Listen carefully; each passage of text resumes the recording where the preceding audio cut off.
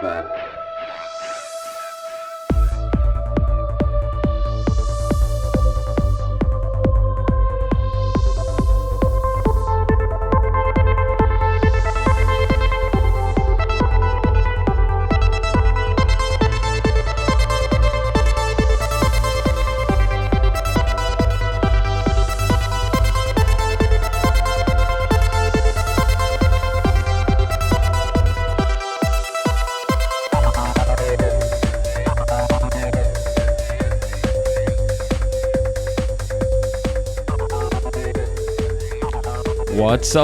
What's up?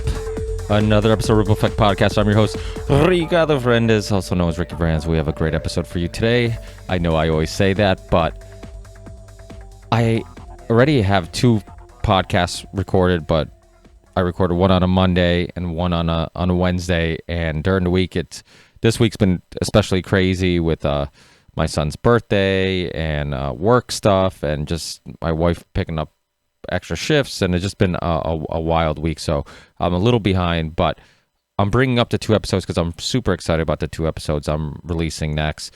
The last episode was an awesome episode with Professor Richard Wolff, who's a professor of economics, and we really one of the most fascinating people in regards to understanding Karl Marx's philosophy and Marxism and stuff like that, because I think a lot of times people use those terms but don't quite understand them.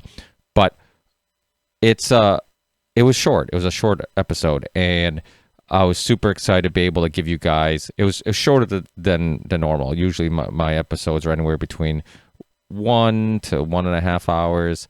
The next two episodes are 2+ hours, and what I really love about these episodes is that, similar to kind of some of the older episodes I've done, with Robbie Martin's, where we went really long, or Richard Grove, or any of the really long conversations I've had, Hunter Mott's, these conversations go everywhere and anywhere, and they go from like really interesting perspectives on stuff to really personal stories, and it's what I love about these long form conversations is that if you talk long enough, you never know what's going to be brought up, what memory is going to come to mind, what story you're going to remember, and what you're going to end up sharing, and where the discussion is going to go. So I really love this conversation with today's guest, and also the next one, which hopefully will be out soon after this one. And they are video episodes, so I know it was a while where I went on a slump where I just was having technical difficulties, or just constantly getting guests on that prefer audio. So if you go on our YouTube channel, RV Theory 6, or just search the Ripple Effect Podcast, then you'll find our YouTube channel, and you can see me and the guests actually have the conversation. If you would like any guest that calls in using video, you can obviously see us have the conversation. If the guest prefers to do audio only, then you'll see the intro to the show, and you'll see the artwork, but obviously you won't visually see us. But this episode, the last episode, I'm trying to think which episode was before that. I think for a couple episodes now, it's been working, and this episode and the next episode also, they called in using video, and everything worked. So you'll be able to have access to watching us visually have this conversation if you'd like to put faces to these voices. So let's get to today's guest, John Barbour. Honestly, I don't know where to start, because he's an actor, comedian, television host. He's performed on TV. He's won Emmys. He's been on popular TV shows. He's hosted TV shows. He's hosted radio shows. He's been on popular radio shows. He was a writer for 4 years for Frank Sinatra. I mean, this guy has done a little bit of everything. And if anybody is into the JFK assassination, then you also know the name Jim Garrison, which he knew personally and interviewed him, and did the original Garrison Tapes documentary, and just has such a fascinating life. And, just his research and his knowledge of the JFK assassination is interesting enough. But when you go beyond that and just go to his personal story and how he went from Canada to here, and his upbringing, and everything that he's been through to get to where he became and where he is. It's amazing. It really is. And I'm truly grateful to be able to have people on like him who he's in his 80s and still amazing energy, amazing storytelling ability. And I've had Abraham Bolden on in the past. This podcast kind of reminds me of that, because I remember just being lost in the storytelling where I almost forgot I was hosting a podcast and I felt like a spectator. And Abraham Bolden, if you're not familiar with his story, he was the first African-American Secret Service agent on a presidential detail handpicked by JFK. And he has a super fascinating story connected to the JFK assassination, obviously. So definitely check that out if you haven't. Go in the archives, just look up the Ripple Effect podcast and then put in Abraham Bolden or put in JFK assassination or something like that. And I'm sure if you use those tags, you'll find it. So really, really awesome podcast. I hope you guys listen to the whole thing, because we talk about so many different things, and that's what I love about these podcasts, because some of these conversations and some of my favorite part of what we talked about and discussed was at the end of the podcast. It was 2 hours into the podcast. And same thing with the new podcast I'll be releasing after this one. Some of the best parts of the conversation, I think, or most interesting to me and fun was at the very end. So if I didn't have a 2-hour podcast, if I didn't try to have these long form conversations, I maybe never would have got there, and maybe would have never been able to capture and record these really, really interesting conversations, which I think is not just fascinating, but can be beneficial to people listening. So with that said, remember to subscribe to us on YouTube. If you want to watch the video version of our episodes, I always put in the show description links to all our guests' work. So do that. For the time being, there's been obviously the censorship on social media continues. There's been articles and stuff I try to share on Facebook and Instagram and Twitter. And of course, when I'm sharing a picture of what I'm eating or my children or something silly, my car, a picture of my car, then no problem uploading. But anytime I'm sharing something that's kind of controversial, then all of a sudden errors pop up or it won't upload or whatnot. So that seems a little too coincidental. I don't know what's going on. But for the time being, I'm still on YouTube. So please check that out. Obviously, I'm on iTunes, Spotify, all those places, Google Play, anywhere you can get a podcast. And remember to rate the show, review the show.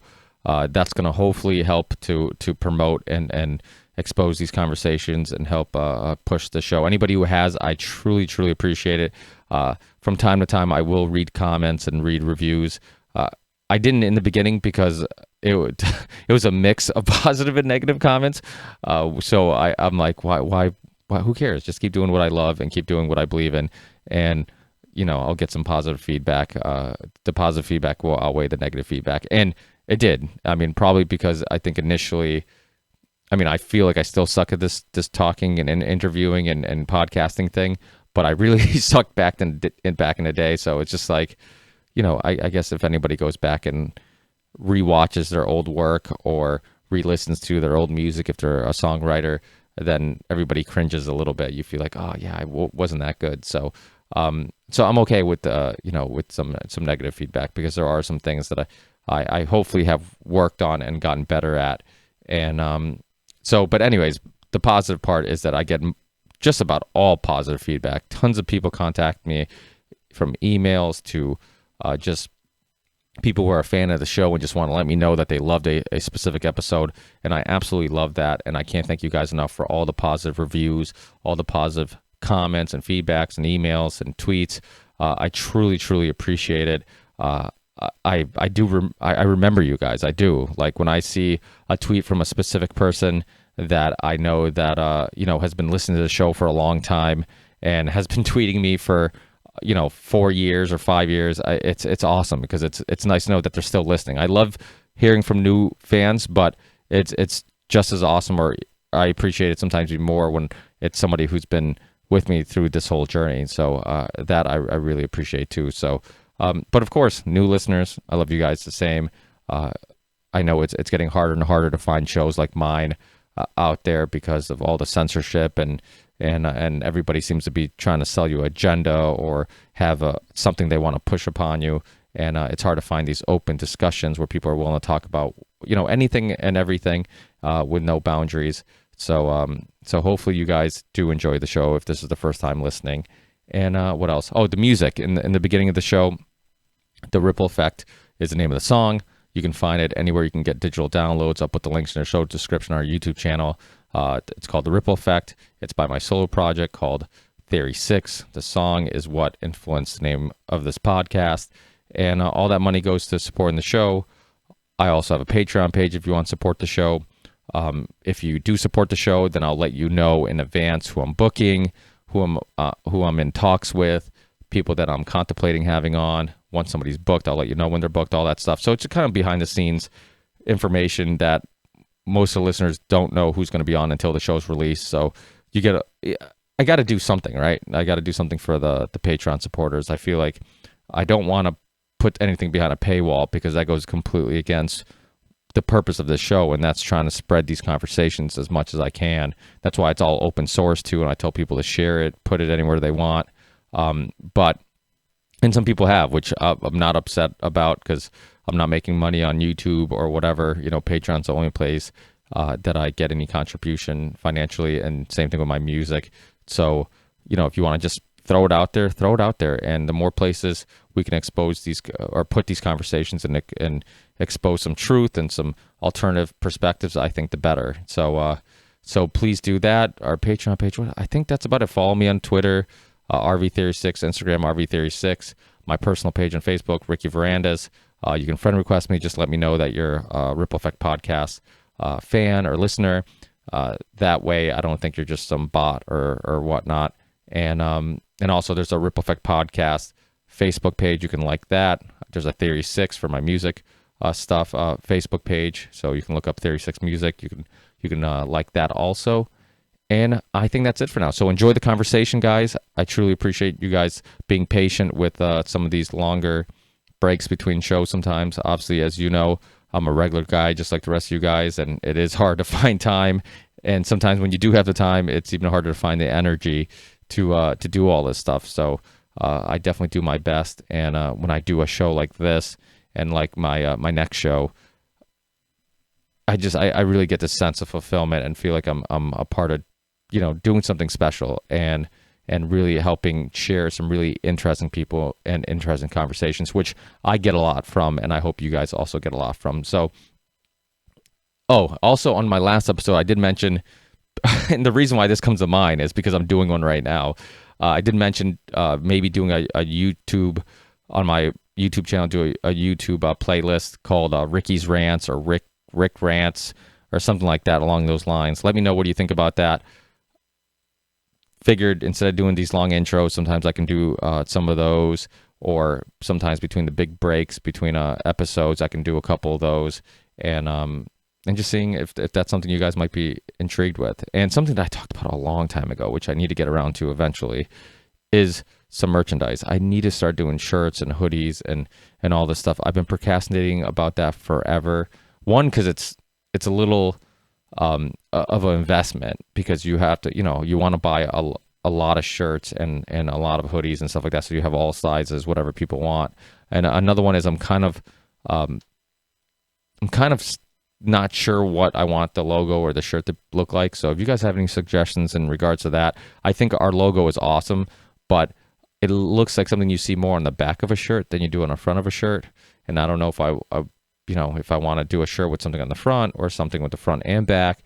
I'm just being super indecisive about it. So just if you guys hear this intro and you have any input about it, if you let me know if you think you would wear the shirts, if you would purchase some, if you would, then, and if I hear some positive feedback, I might actually be more likely to put the pedal to the metal and then finally get this done. So let me know, okay, guys? I promise this is it, and I'll see you on the next one. Love you guys, and peace.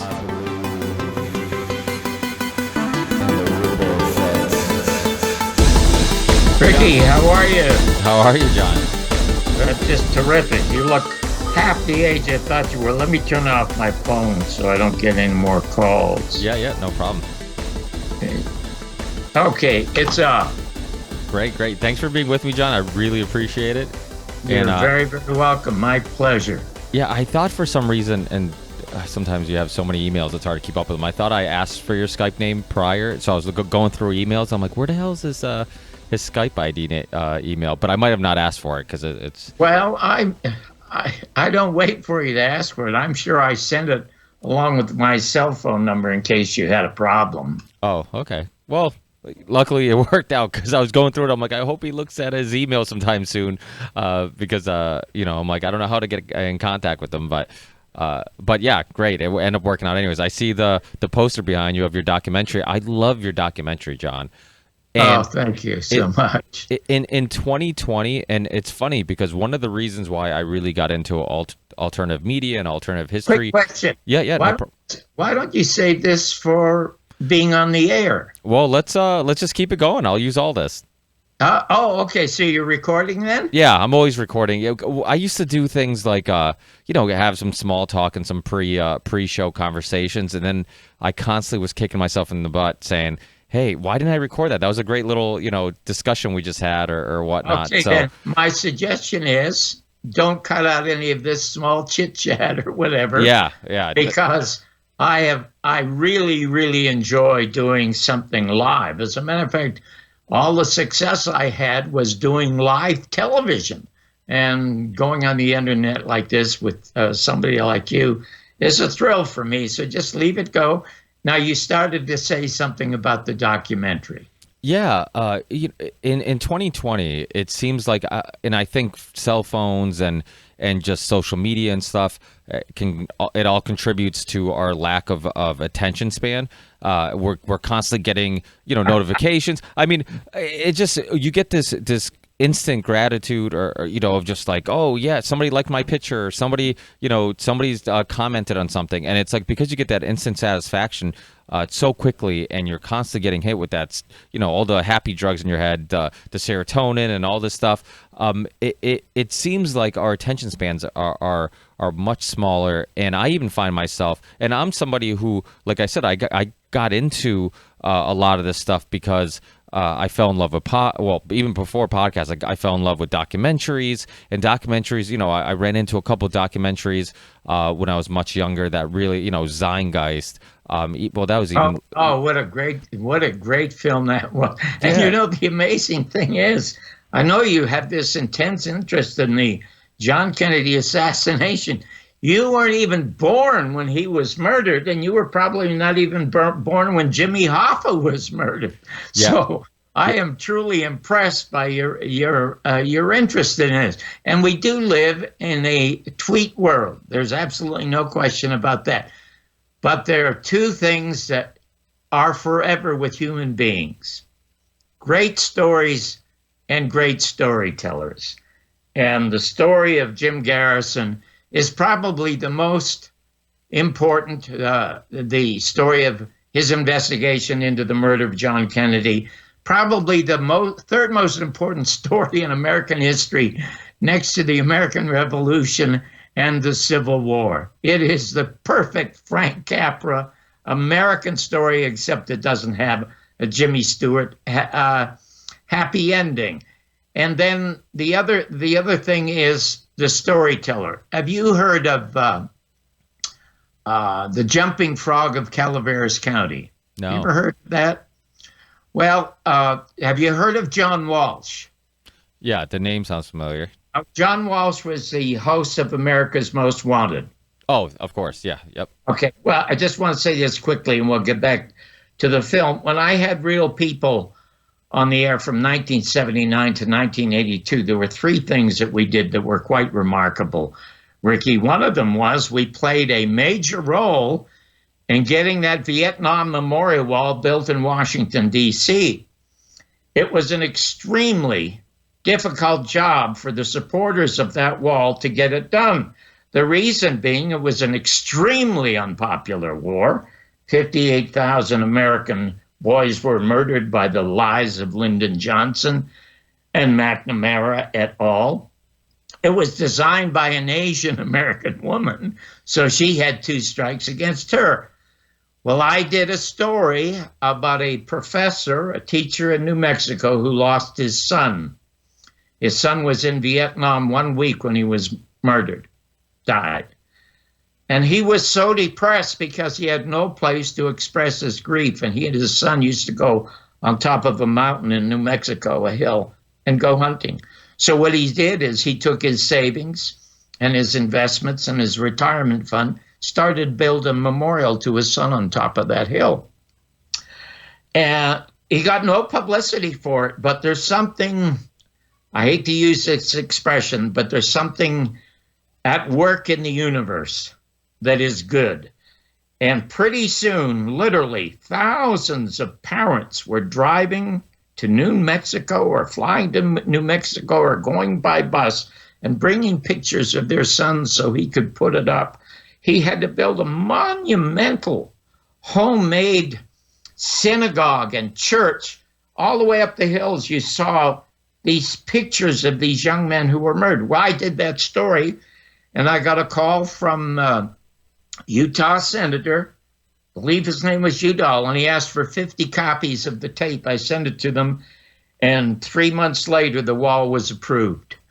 Now, the reason I bring up John Walsh also, and I mentioned the jumping frog of Calaveras County, John Walsh's son, Adam Walsh, was kidnapped at a mall in Florida and decapitated. And before they found the headless body, John was going all around trying to get all the police forces in America together, not only to look for his son, but to look for other missing children. And of course, the FBI didn't want to be in business with the Miami police, for crying out loud. He spent months going on television trying to get the Missing Children's Act passed, and they all turned him down. I read his story, and I went to the producer, the owner of the show, his name was George Slaughter, and I said, I want to tell John Walsh's story about his son. He said, my God, that's too damn depressing. This is an entertainment show, for God's sake. I said, listen, and listen to this, Ricky. We used to get 50% of all the people in America watching television, the highest rated television show in history. 22,000 pieces of mail every single week. And I said to George, George, listen, when we have a show this important and this entertaining, when you come across a story that's monumentally important to this society, we have to tell it. He said, well, I don't want you telling it. It's been all over the news. And so I said to him what I said to you. Have you ever heard of the jumping frog of Calaveras County? And he said, yeah, everybody has. That's Mark Twain's first short story. And that's what made Mark Twain a star. And I said to George, that's right. And I said, how many years do you think they had the jumping frog contest in Calaveras County? Well, it turns out they did it for 17 years until Mark Twain reported on it. So it's not just the story. It is the storyteller. So I told John Walsh's story, and in 60 days, they passed the Missing Children's Act, and I still have a letter from him for that. And we also got the Navajo Code Talker as a presidential citation. So the fact that you bring up the business of tweeting and people having a short attention span, when I made this second film, The American Media and the Second Assassination, strangely enough, I was inspired to make Part 2 because of Donald Trump when he was running with the other Republicans for the presidency. He's the one that brought up the business of fake news. Now, when I interviewed Mr. Garrison, he told me that the news was, because when I asked him, how many people do you think knew that John Kennedy would never leave Dallas alive? He said, well, they started planning it after Kennedy denied air support to the Bay of Pigs. That's when it started. He said it's on a need-to-know basis, so it's about 32 different people, including, he said it's a no-risk operation because it included the help of the Dallas Police Department, but also the media, which has been infiltrated by what they call Project Mockingbird. And so they had to spread the fiction of that murder before the truth set in. And of course, the fiction was spread by CBS. And as you saw, it's all in the film. That's Dan Rather lying about the direction of the head, Walter Cronkite, and then, of course, Mike Wallace. And So anyway, I'm so impressed by you, and anybody your age who is interested in what is going on or not going on in America. When I first screened this, Ricky, 2 years ago at the Texas Theater, where they arrested Oswald, there were 300 people there. It got a standing ovation, and 90% of the people had not even been born when John Kennedy was murdered. So there's something in the universe that tells us there once was a Camelot. Yeah, and you know, the thing is about, so was it a conscious decision to kind of take in consideration the fact that people's attention spans are you know, low? Because the thing about your documentary, what I love is that I mean, maybe it is just your amazing storytelling too. That could be a part of it too, but it doesn't have any downtime. Like, you go from like interesting footage to interesting fact or story, and it just like it keeps going. There's not a whole lot of like really slow dialogue, or, you know, there's a pace to it that I really like. And other documentaries, even if I'm really, really interested in the topic or the information, I mean, I find myself, you know, 15 minutes into it, looking at my phone, or maybe saying, oh, maybe I'll watch this some other time. So, you know, I can't, for people listening, I can't recommend this documentary enough. It's on Amazon Prime. I purchased it. I don't remember what I paid for it, but you know, it's not much. It's only $2 on Amazon, and you know it's a monster runaway hit, and it's just from word of mouth from people like you. But I must tell you, I don't write or tell a story to interest you or to interest anybody else. I simply try not to bore myself. Get to the point. I mean, Shakespeare said brevity is the soul of wit. Get to the point. So, and in putting together the documentary, you see it's in 10 parts. And I do that because each one is about 9 or 10 minutes, and that's enough time to tell a story. For example, when I talk about the CIA before Dallas, then it's only worth 8 or 9 or 10 minutes. And when I talk about the CIA after Dallas, or I talk about anything that I talk about, a Jim Garrison arrests Clay Shaw, it's worth 8 or 9 minutes. So that's the way I tell a story. And also, you cannot tell a story unless you're telling a story about a human being, not about things. It's like I did by far the best documentary ever about anybody in show business. It's called Ernie Kovac's Television's Original Genius. He was the Charlie Chaplin of television that people have long ago forgotten. It also is 90 minutes long. Now, what happens, because this man is such a genius, you start out showing some of the wonderful things he does, and you're enchanted and entrapped by this brilliance of what the guy is doing. But then you begin to tell his story. Here is a guy that is divorced, and his ex-wife, kidnaps his children. He's one of the first people in America to gain custody of his children in a divorce. And while he's trying to create these great television shows, he's spending a fortune trying to find his 2 missing children and his wife. And in that day and age, the income tax bracket was 90%. And he had to battle everything. So people fall in love with him. And you cannot help but be enamored by Jim Garrison. First, that face and that magnificent voice of his, which almost sounds like Orson Welles. So you have to first tell the story of a human being.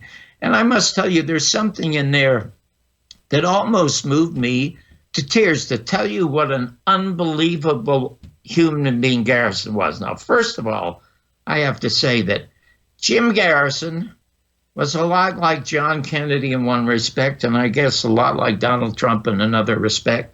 He was a womanizer, as was Picasso. Picasso wouldn't paint a woman unless he could sleep with her, and that's why you see so many ugly paintings. But the point is, look at the genius work. It has nothing to do. Creative people, Ricky, are very highly sexed, and I trust you're very creative. But in any event, it has nothing to do with the work that they do. And John Kennedy was, he was the only one to go up against the military-industrial complex that Eisenhower warned us about, and that's what got him murdered. But this story about Jim Garrison, of course, he married. He had a mistress while he was married. He had five children, and the pressure on him during his sabotage investigation, which was infiltrated by 8 CIA agents, and it took 2 years of him battling the government and the media to get his case into court. They did not want him into court. I mean, they announced to the world that he lost the conspiracy trial, so everyone thought he was a fraud. But he told me he won the most important case, and you saw it in the film. He won the charges of perjury against Clay Shaw, and he had a slam dunk case, and the government knew that he would be nailed because you saw in the beginning of the film, there was an accidental CIA memo released in 1967, there is a date, addressed to the legal department saying that what we have to do is give support to Clay Shaw, otherwise Jim Garrison is going to get a conviction in New Orleans. But anyway, what happened, because of this intense pressure, and the children even talk about it in the first documentary, his wife divorces him and ends up getting a lot of money. And she was easy pickings after a very troubled marriage, and she married a guy who spent all her money. Now, when I was doing the first documentary, it's simply called The Garrison Tapes, I could no longer talk to Jim because he was on his deathbed. I had to talk to his daughter, Elizabeth. And at the same time, by the way, Oliver Stone was making his movie JFK, and he wanted to interview Jim Garrison and do a documentary about him while he was on his deathbed so he could release it after his film. And Jim Garrison said to Elizabeth, no, John Barbour is going to do my film because he lost 2 of the best shows in television. I lost real people trying to tell the story, and I had the best morning show in the country. And I was fired because I had booked him after publication of his book, Heritage of Stone. The minute I booked him, I won my first Emmy there, had the highest rated local show in America, and was fired. Immediately said, no, John is going to tell my story. In any event, he is on his deathbed, and he hears the problems that his ex-wife is having. And he calls Elizabeth and tells her to get the 4 other kids and get his friend. He had a very good friend who was a minister. They used to love to sing like karaoke together, loved big bands. And he said, and get a marriage license and get my ex-wife over here. And they thought he was being nuts. And he said, that's my dying wish. Get her. So she comes over, and she doesn't know what's going to go on. She wants to know why she's here. Is she here to say the final goodbye because he really has lost a lot of weight and he's really sick? And he said, no, you're going to marry me. And she said, you kidding? It didn't work out the first time. And he said, well, it won't last 5 or 10 years this time. Believe me. And she said, why on earth are you going to do that? I don't want to do that. And he said, listen, honey, he said, I know you're almost broke. When I go, I'm going to have a very large pension as a judge. I have nobody to leave that money to except you, but you have to be married to me. So he married her on his deathbed, and when he died, she got the money, and that's what she lived on. And that's the kind of man that Jim Garrison was. Now, sadly, I didn't have time to tell that story in the film because I didn't want the film to be that long. But sometimes when you're talking to somebody, Ricky, I mean, the amount of factual material he gave me was totally overwhelming. I mean, there's a copy of the death certificate signed by Dr. McClellan, which says a gunshot to the right temple. You cannot find it in the Warren report. You can't find it anywhere. And so I said to him, because, he originally believed the Warren report. He said, John, you know, I was an FBI agent. I was in the military. I was at Dachau when they liberated that death camp. As a matter of fact, Ricky, the only picture in his office was him sitting by the barbed wire at Dachau, and underneath he wrote, never again. That's what he wrote. The only picture that was in his office, in his home. And it was only an accidental meeting with Congressman Hale Boggs that turned him around. But I said to him, well, Mr. Garrison, once you got the Warren Report and almost memorized it, whatever made you think you could take on the federal government? And Ricky, he looked at me and he smiled and he said, John, I guess as a kid I saw one too many of those Frank Capra movies.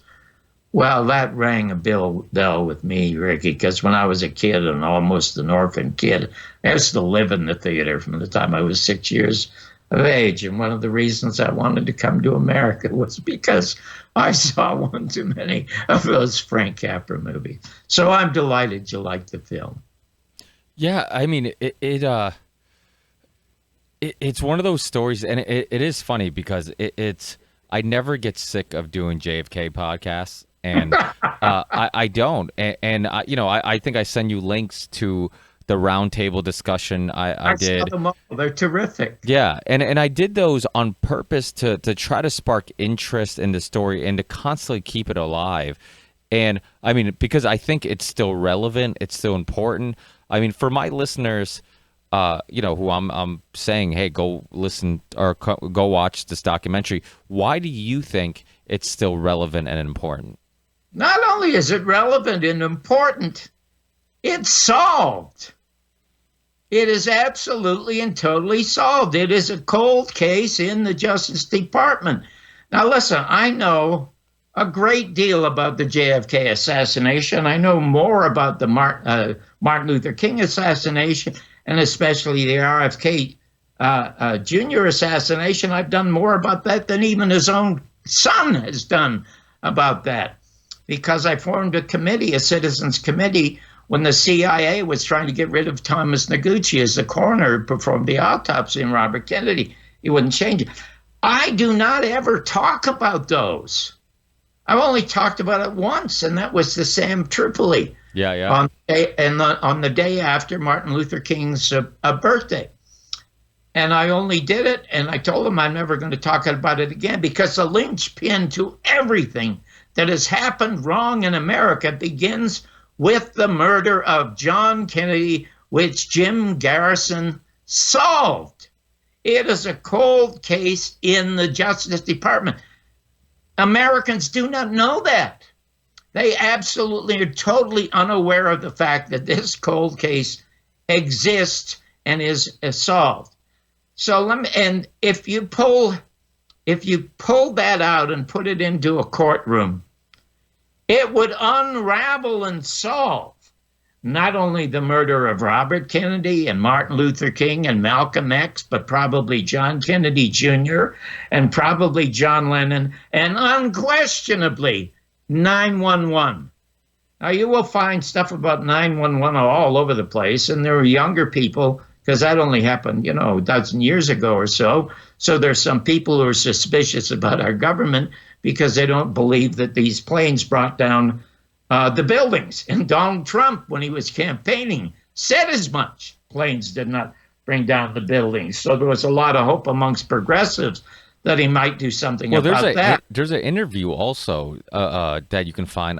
Maybe you can still find online, because YouTube and the censorship on Google and YouTube has been ridiculous. It's impossible to find anything that's just not, basically pushing the mainstream narrative. But I remember running into a interview he did. I don't know if it was Fox News or the day of 9/11.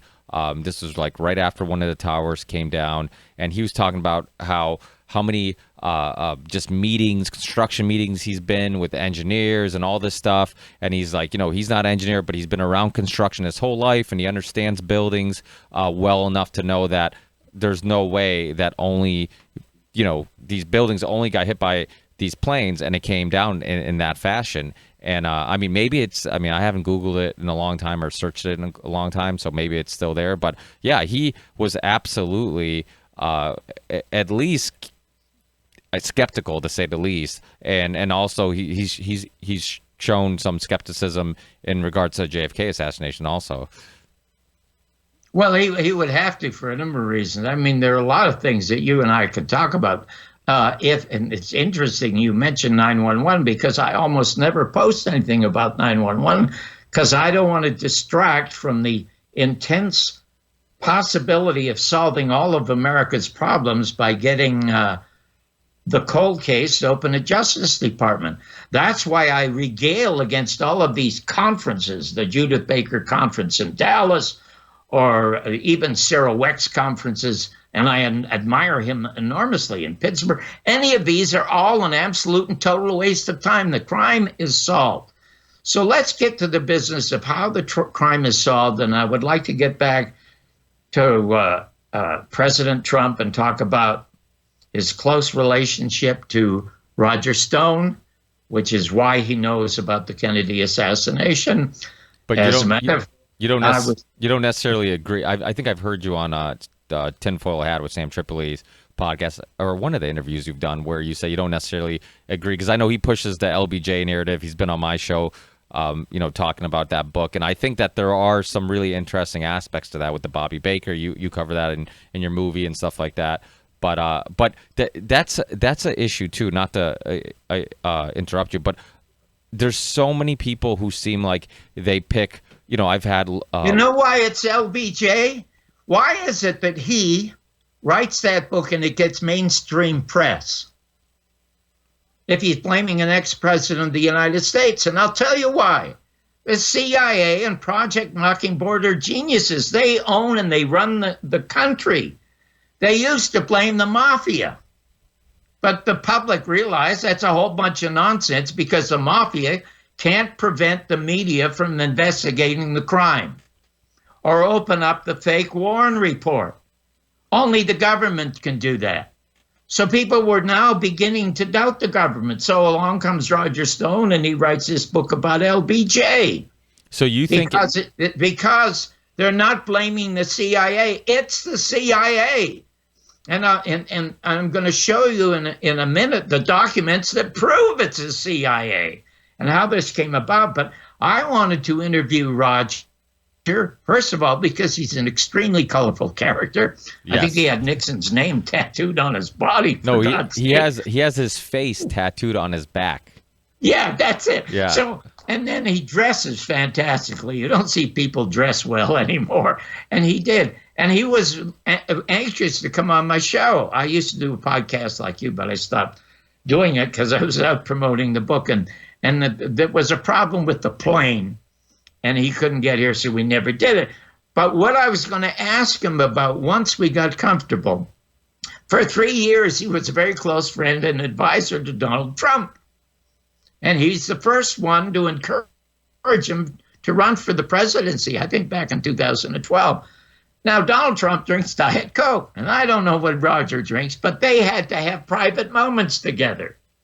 You cannot tell me, and I would have asked him, you wrote this book blaming LBJ for the murder. You cannot tell me, Roger, that Donald did not say to you, hold it, tell me a little bit more about this. These two guys had to talk about the assassination of John Kennedy. So Donald Trump knows a whole lot more about how this country is being run and taken down by the CIA. And one of the reasons that so many people who support Trump, who support the anonymous Q movement, is because they feel the same forces that murdered John Kennedy are at work to disrupt Donald Trump. Those forces are simply the Central Intelligence Agency. So I'm going to show a lot of things sort of happened by, all the great things that have happened to me, by the way, all happened by accident, from getting real people on the air, from meeting Jim Garrison, from becoming Frank Sinatra's private writer for 4.5 years. My son, they were all happy accidents. All the disasters, Ricky, that happened to me were the things that I planned really, really well. They just turned to crap in front of my eyes. It's like John Lennon said, life is what happens while you're making plans. And my happy life was mostly accident. And it was an accident that the House Select Committee was created, and people don't even know that even existed. And the House Select Committee, we all believed Walter Cronkite and Dan Rather and Mike Wallace when they were telling us that the Lee Harvey Oswald murdered John Kennedy, and then his head was thrown violently forward. This happened in 1963. So because, there were 3 networks at the time, and it was Uncle Walter, who probably single-handedly stopped the war in Vietnam when he said publicly on the air by accident, that's a war I don't think we can win. And when the public heard that, the war was over. And then people began to take to the streets to make sure that they were expressing democracy at work with their feet and their bodies, which were bloodied by American secret police and CIA and FBI in Chicago. But that's another story. Anyway, in 1975, as you saw in the film, Geraldo Rivera had a late night show. And he has on the show Dick Gregory and Robert Grodin. And they're going to show the Zapruder film. First time ever America gets to see the Zapruder film. It wasn't even over when at least 100,000 phone calls went out to Congress demanding another real investigation into the murder of John Kennedy. So Congress had no choice but to listen to their constituents, and they allocated $6 million. Then they made the quick mistake of hiring the man who could have solved the case. Nobody knows who he is to this day. His name is Richard Sprague. And he was a very tough Philadelphia lawyer. And he got a lot of mobsters into prison. He got a lot of governors into prison. Very tough and very bright.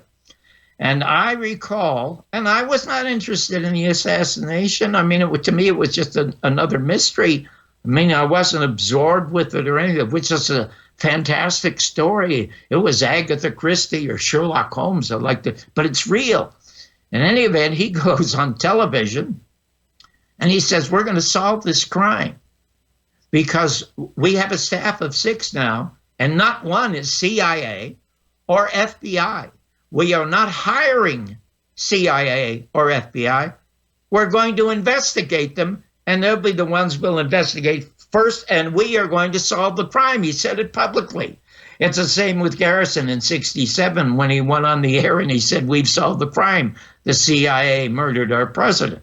Now we're here. Now it's the late 1970s when they set out the House Select Committee. Well, there are 400 assets paid by the Central Intelligence Agency under a program called Project Mockingbird, infiltrated all of America's media, from Time Magazine and Newsweek, NBC, CBS, and even Reader's Digest. And in the film, you saw Frank Church in the 1970s investigating the CIA before Congress. And he asked Richard Helms, the head of the CIA, how many people do you have writing the news? And Richard Helms says 400.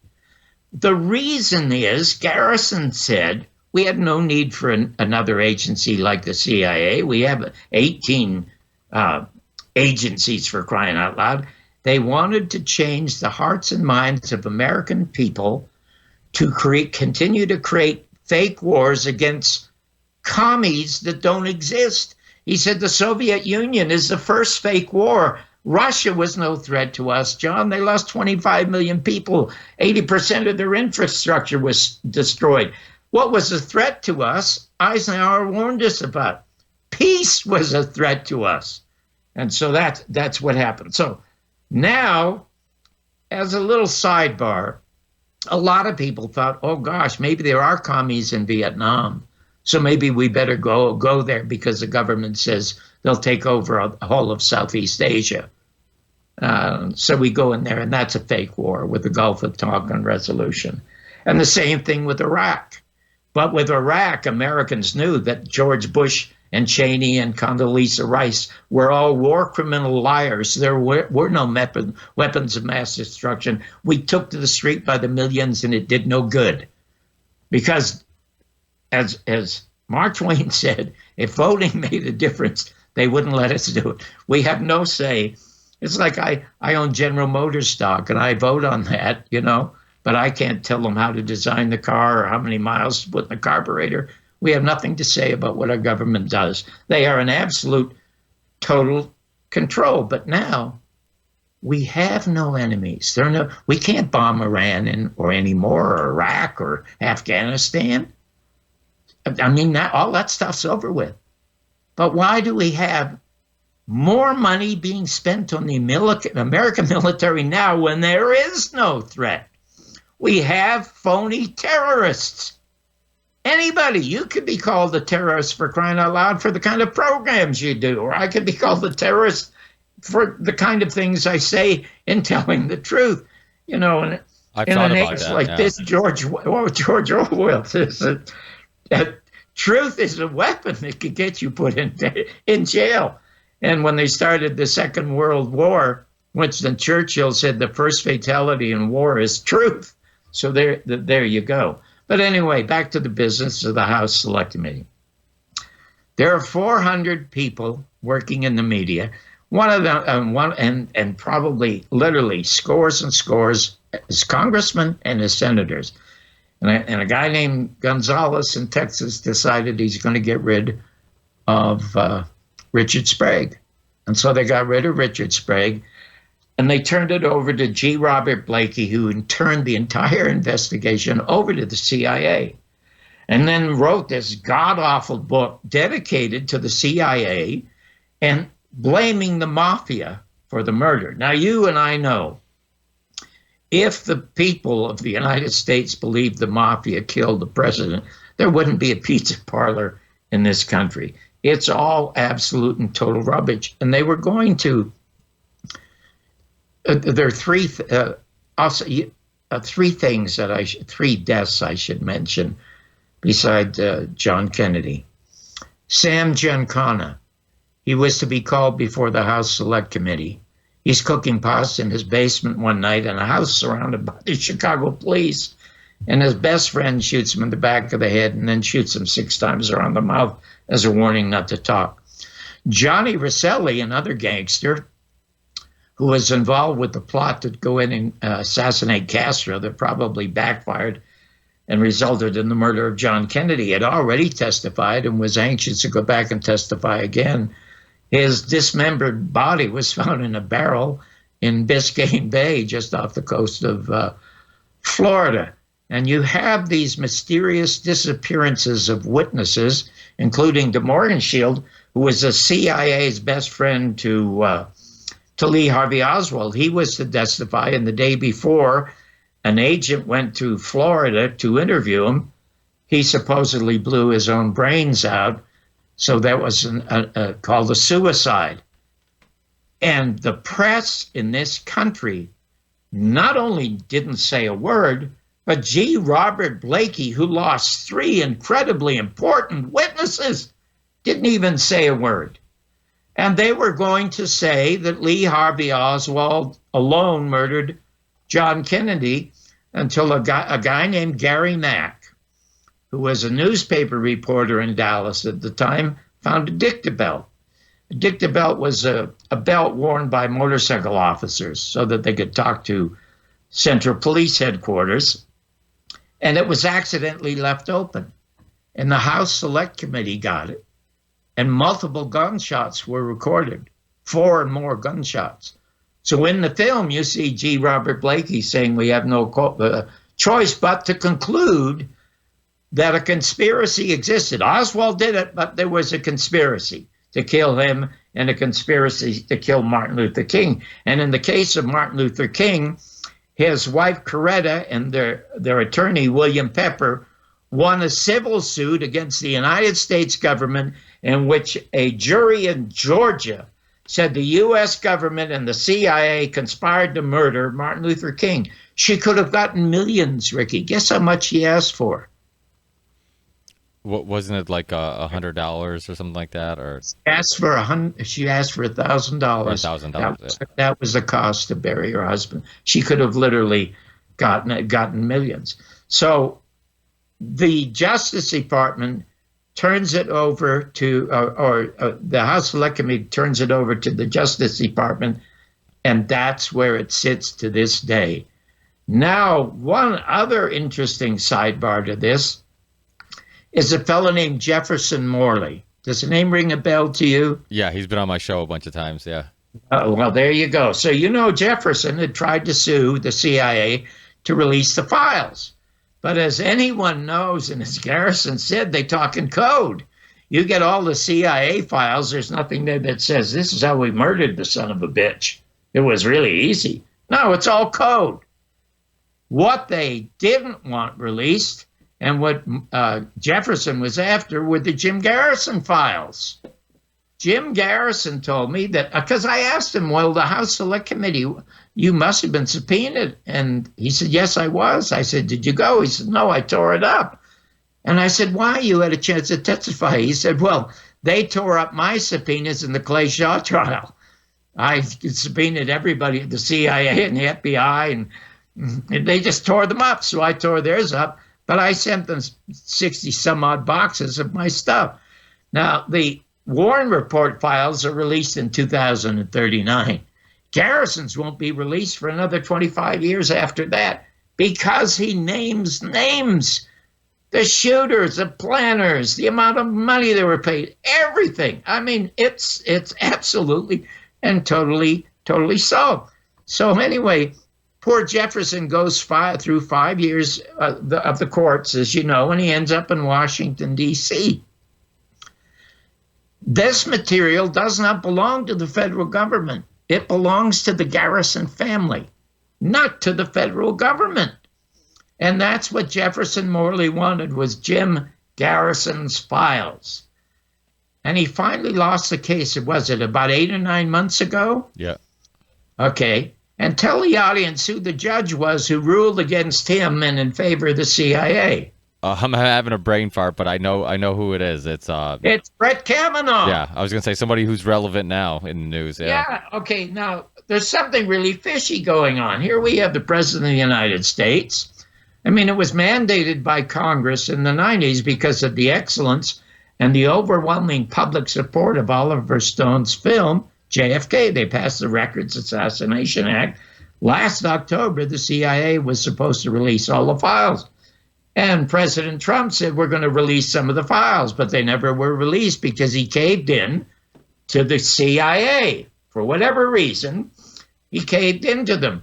They said it's a question of national security. That's hilarious.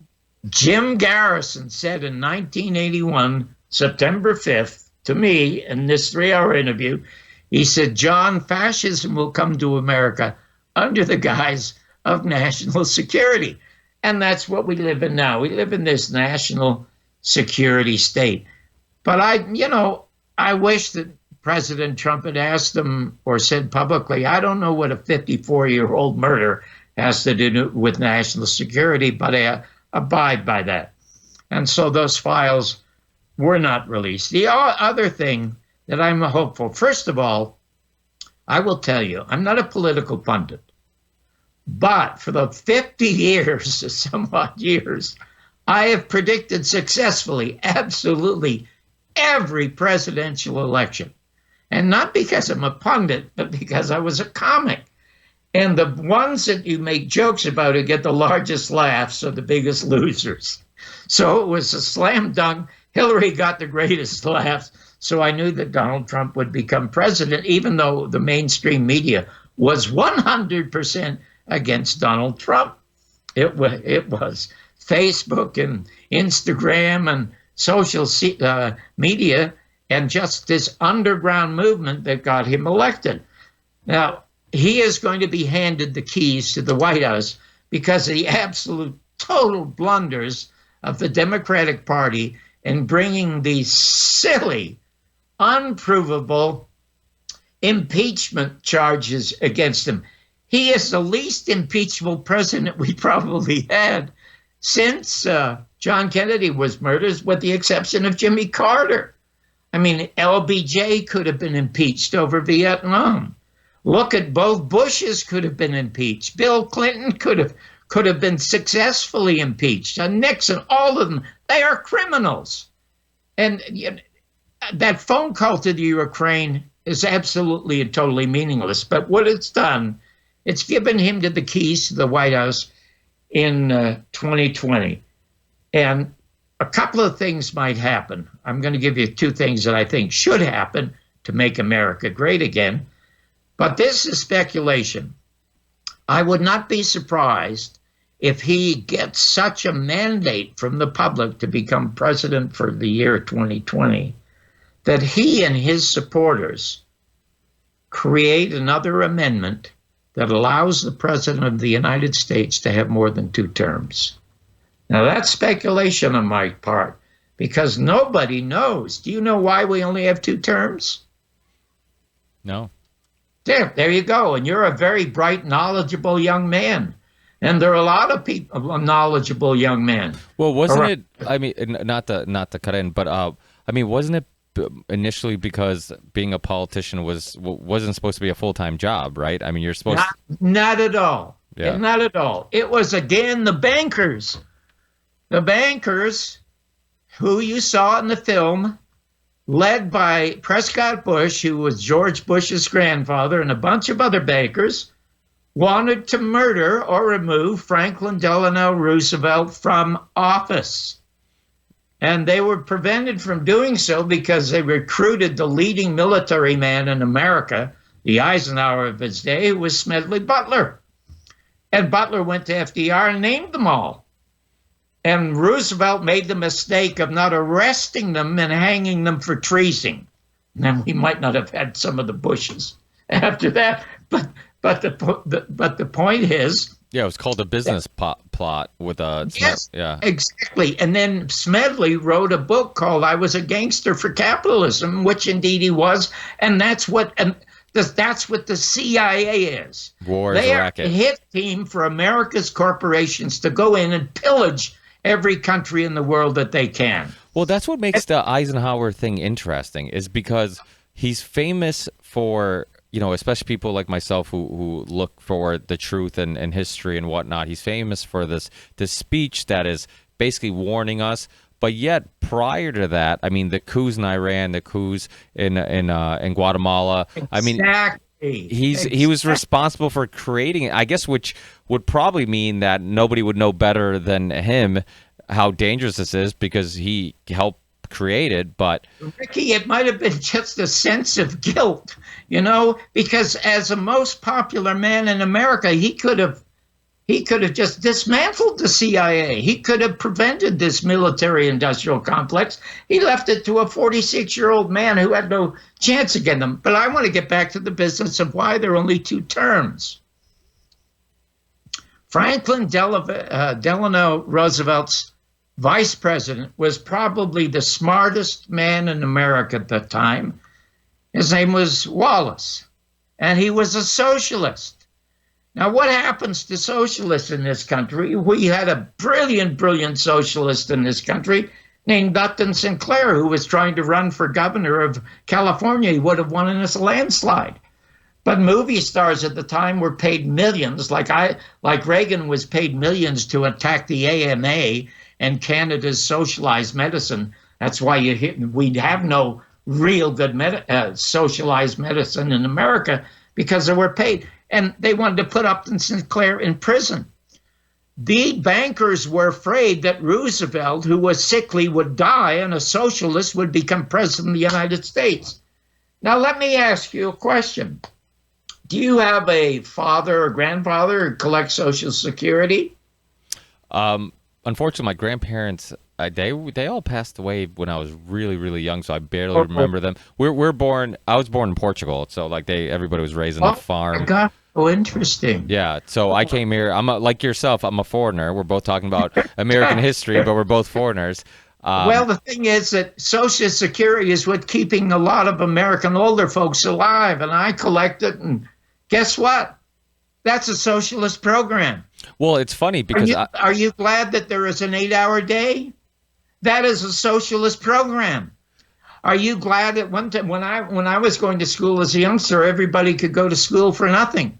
That was a socialist program. Well, Norman even things. Thomas, go ahead. But postal service, I mean, you look at police officers. I mean, I've gotten in a debate with actually a friend of mine who's a police officer, and who we were talking about something. He's like, "Oh, what are you, a socialist?" And I'm like, how can you even say that? You're a police officer. I'm like, your job would exist in a socialist country. It wouldn't exist in a pure anarcho-capitalist libertarian type of philosophy where everything would be privatized. Now, just expand that a little bit. Yeah. What do you think is the greatest socialist organization in the United States? I don't know. The American military. Yeah. Well, yeah, of course. Yeah. Grave to grave. Well, I just had. They get food, they get guns, and guess what? Out of the 3 million that are in the military, how many have freedom of speech? No. Just Donald Trump, the commander-in-chief. So for this nonsense, I mean, John Kennedy at the beginning of the film says, we need a free flow of information in this country, and any country that does not allow a free flow of information is afraid of its people. And then the second quote is from Thomas Jefferson, said, you cannot have a functioning democracy unless you have an informed electorate. We have an uninformed and misinformed electorate. Now, I was inspired to write this documentary that you love because Donald Trump brought up the business of fake news. This is what Donald Trump could do in his second term and may do, because there are hints that, he has bucked the military-industrial complex a couple of times. He refused to attack Iran when the Pentagon gave him a list of 12 targets after the missiles hit the refineries in Saudi Arabia. And, Israel wants him, his best friend, Netanyahu, wants Iran off the map. And he went on television and he said, no, the easiest thing in the world to do would be to push a button, and there's no need to do that. And I'll tell you something, this is a sidebar story and it's speculation, but I think it kind of revealing. You remember when Soleimani was murdered by the CIA, the Iranian, who was actually a freedom fighter for his country and for Iraq. We are the terrorists. That's what Martin Luther King called us in 1968. Largest terrorist organization in the world is the United States government and the Pentagon. And that's one of the reasons they blew his brains out, because he wanted to start Poor People's March on Washington, as you probably heard when I was talking to Sam Tripoli about that. After the death of the Iranian freedom fighter, the Iranians sent rockets into Iraq, to a military base in Iraq. I got a call. Do you know who Len Osonic is? No. Len Osonic is a brilliant Canadian reporter, an investigative reporter. He does a great podcast like yourself, a lot about the assassinations. He's in his 50s. He's very, very scholarly. What's the name of the show? It's Black Op Radio. Just okay, Google yeah, I've heard of it, yeah.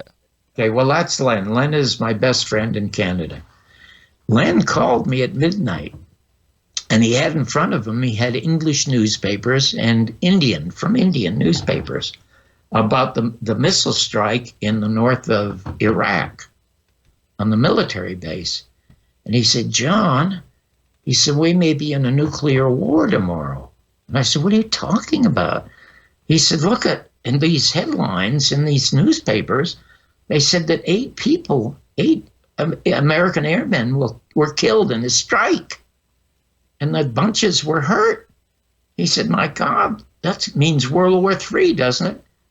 And I said, Len, no, nothing's going to happen. And he said, what do you mean? How can nothing happen? I said, it won't be reported in this country. He said, how can you say that? I said, Donald Trump does not want a war with Iran, regardless. I mean, that's one of the reasons that he got rid of Geppetto. What's that guy fired with the mustache? He looks like Geppetto. He hired him, but then he fired him. And I said, you will hear the President of the United States tomorrow said there were no fatalities. and there was nobody hurt. And so everybody accepted it and calmed down. But now we hear the news that 100 of them are in hospitals. Now, how would you feel if you were the parents of one of these boys at that air base who's got brain damage and the president of the United States is denying it? You'd be pretty upset. But my feeling is he is so deeply committed to not having a war that he may have been forced to lie about that. And all politicians lie, so he might have been lying to our benefit. But now I want to get back to two things that Donald Trump could do to make America great again. The worst president in the history of the United States was Bill Clinton. Bill Clinton signed NAFTA, which sent all our jobs overseas. Bill Clinton repealed the Glass-Steagall Act, which FDR had purposely enacted in the mid-30s to save capitalism from socialism and prevent bankers from gambling with America's money. And because Clinton repealed that, we had the 2008 recession, and I lost a $930,000 home, and millions of other people lost worth more, with nobody ever going to jail or being charged with a crime. That's Bill Clinton. But worst, he repealed the communication. He signed the Communications Act. Now, when John Kennedy was killed, there were 1,500 different owners of media in this country. We literally had a free press. I mean, the most popular radio show at the time was Father Coughlin, for God's sake, who was a Catholic priest who hated blacks and hated Jews. I mean, it was a very popular show, but America didn't grow up hating blacks and hating Jews, and he sort of eventually disappeared. We should be allowed to listen to anything which does not call for the hurting of any human being or any life form. That's what we should hear everything. Yeah. So it upsets me when I hear Donald Trump saying we don't want a socialist country. We don't want. Hey, let's listen to some ideas. What he could now, with 1,500 different owners, what Clinton did, he passed the Communications Act, which put 95% of all media in the hands of 5 corporations, all with ties to the government and the military-industrial complex. That's why we are so totally uninformed and misinformed, and television, almost all mainstream media television is totally unwatchable. I mean, if it weren't for the internet, we would be totally misguided. And I described, as you see in the film, the internet as a box of Cracker Jack. I mean, it's full of nuts and corn, but they're the occasional prize at the bottom of the box, like yourself and Sam and a bunch of other people who do really fabulous shows on the internet. So I'm hoping the first thing Donald Trump does when he gets into the White House next January is he reverses and repeals the Communications Act and does not let anyone own more than 7 television or 7 radio stations in this country. And the other thing that I hope he does, because he knows they're after them, I think he does finally what John Kennedy promised he would do.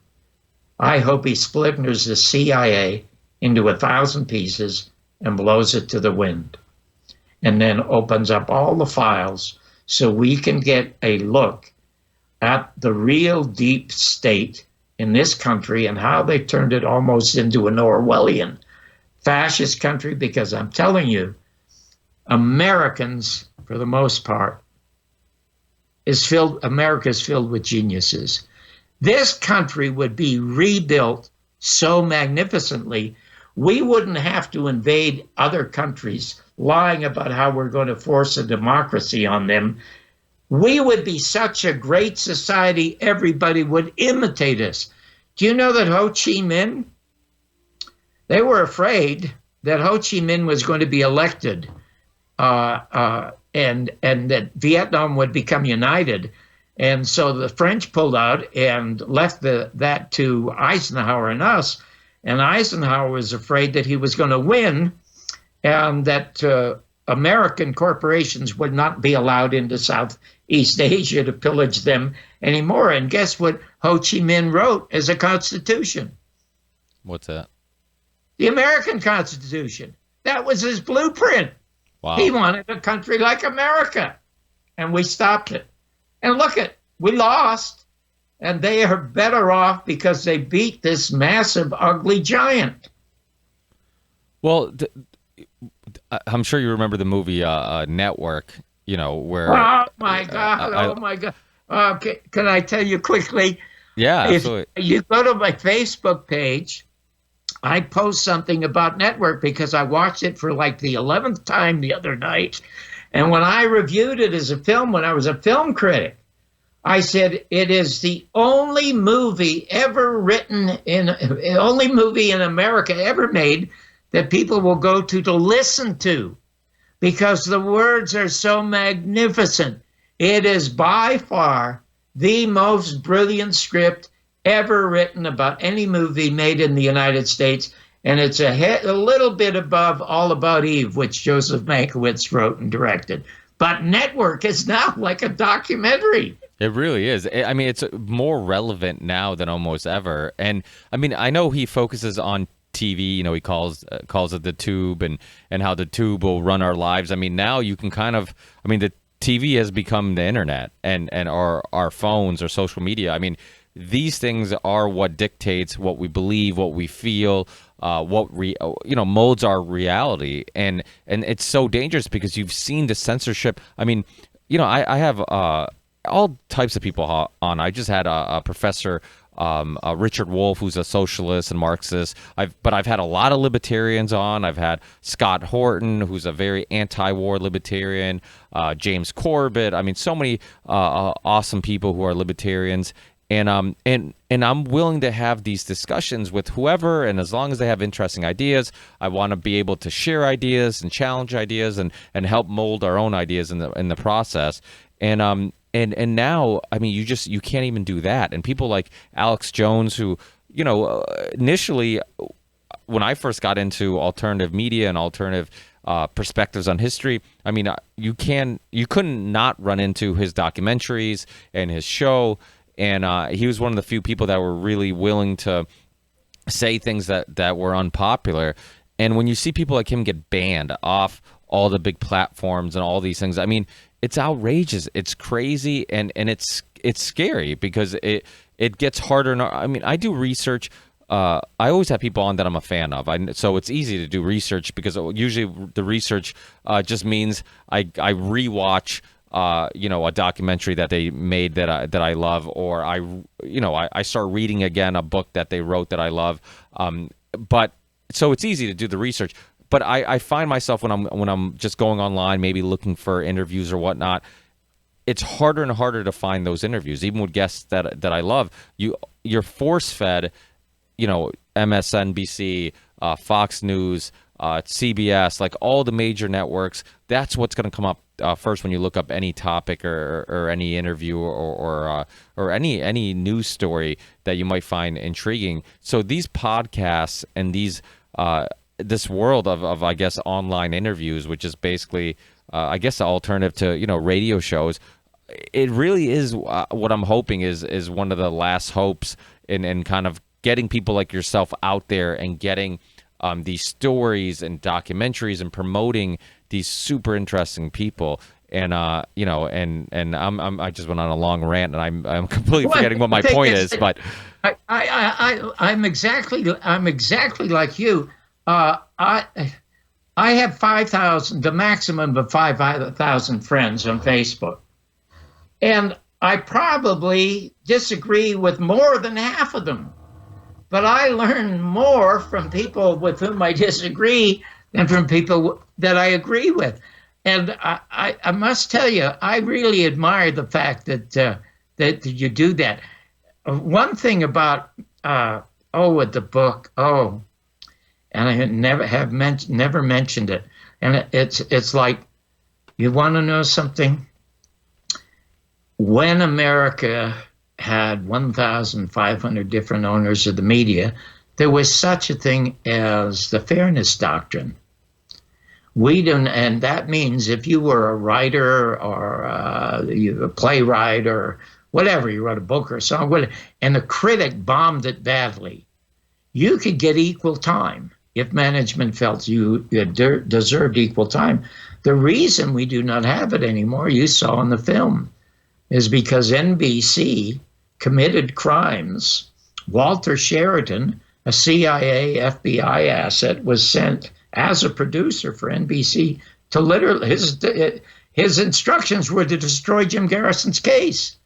And so what he did is he got a job for Garrison's key witness, Perry Raymond Russo, to get him a job in Los Angeles for $50,000 a year in an insurance company, get him out of Garrison's jurisdiction. And so Perry called Mr. Garrison and said, oh my God, they're coming to town to make the offer.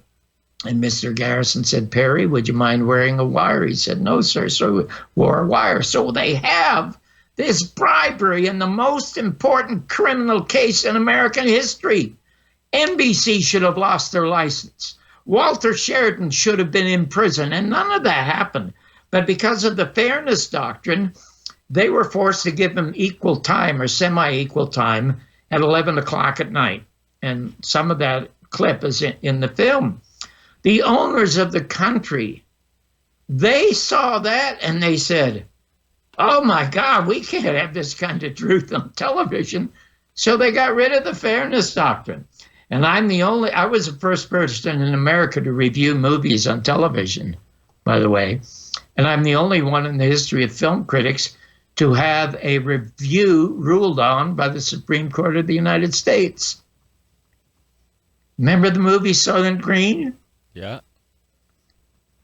Charlton Heston? Yeah. I know. Tell the audience a little bit about what the movie was about. Well, I know the movie. I've never actually watched it, but I know the movie. Yeah. Okay. It's about turning humans into crackers after they die. So that's what we're going to eat after. I mean, it was a god-awful movie. So, of course, when you're writing a review or jokes, you're going to get big laughs if you really smash somebody. Don Rickles was proof of that.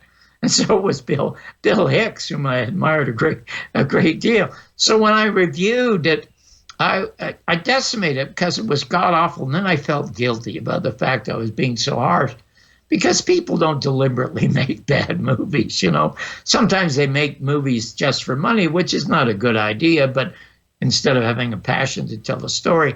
So I felt so bad in the middle of the review. I said, you know, I should say something nice about this film. And the crew around was watching me, and they started to smile and nod. Thank God John's going to be finally nice to somebody. So I said, well, you know, the sets are beautiful, but they would have been more beautiful if they'd been placed in front of the actors. So the producer from 20th Century Fox calls Bob Howard, the general manager, and said, you get that guy off the air. Otherwise, you're getting no more commercials from Fox. And Bob Howard says, my wife loves him and I can't get rid of him. Otherwise, she'll get rid of me, so John has to stay. So he they hired lawyers and they went to the courts. They lost in Los Angeles. They lost in California. And 5 years later, the Supreme Court of the United States ruled that he should not get equal time. And guess why they said he shouldn't get equal time? Why is that? They said because, quote, John Barbour's reviews are of no public importance. So there you go. But, you know, I scare people because I must tell you, I'm the only person I know who has an open mind. Now, you may have an open mind, but if you believe in anything, you do not have an open mind. It's funny you say that, because the older I get, the less I believe in anything, because of the fact that I'm constantly reanalyzing and reevaluating why I believe things, what's motivating my belief in something, or any opinions or perspectives. And it seems like some of them, you know, I think there's a quote too, right? Like the older you get, the less you know, or something like that. I don't know, but in my case, I either know, and I can tell you how I lost my belief, but I either know something or I don't know something. So if you're an atheist, you have a closed mind, because maybe there's somebody who will come along that can give you some kind of proof that there was something that created this. If you are a believer in God, you have a closed mind, because then somebody like Christopher Hitchens, who come along, who's a brilliant atheist, who say, well, there's no proof there is a God. And Ben Hecht, who was my favorite writer prior to the time I wrote my own book, just a brilliant, he wrote a great autobiography called Child of the Century. He was the highest paid screenwriter in Hollywood. He wrote Gone with the Wind in 12 days and never read the book. He only read a 30-page outline. Great stories in his book. But in any event, he said he is forced to believe in God, even though he doesn't want to. He says because when he sees a house, he knows somebody made it or something made it. And if you believe that there are a lot of people that believe that Trump is the second coming. They have closed minds. And, there's this, and a lot of them believe in this anonymous, quite often correct outfit called Q or QAnon. Yeah. But it's anonymous. And, one of the things that Q, and I read all of it because I'm fascinated, but it's so easy for somebody to fake being Q, because there's no one with whom you can identify, okay? Well, I feel like it's like those fake psychic hotlines back in the day. You used to call. That's right. That's exactly right. So, in any event, they always close their Q comments by "think for yourself," and yet it comes from 100 people, and it's Q is doing the thinking for them. But if you believe that, you have a closed mind, because you will not look at anything that might prove you wrong. I mean, facts and truth are deadly. They are deadly, because if you accept some of those truths against the beliefs that you have, your whole being is shattered. And it happened to me when I was 12 years of age. My father left us when I was 6 years of age. That was 1939. Our family was so dysfunctional. My father enlisted in the Canadian Army to get to the peace and quiet of World War II, okay? And my mother brought uncles into the house like they were grapes. They came in bunches, and they came to bed with her or booze with her, but mostly to beat her. And so I was out on the streets when I was six years of age. Yeah, you didn't have an easy life. I mean, you share all these amazing stories about famous people, but then you get to the, some of the reasons also why you're so interesting and why, I think it's really molded who you are is, your childhood is crazy. I mean, it's... And I'll tell you why I thought I was a really good host on talk shows, because I think you're a really good host, because I always thought everybody else's life was a whole lot more interesting than mine.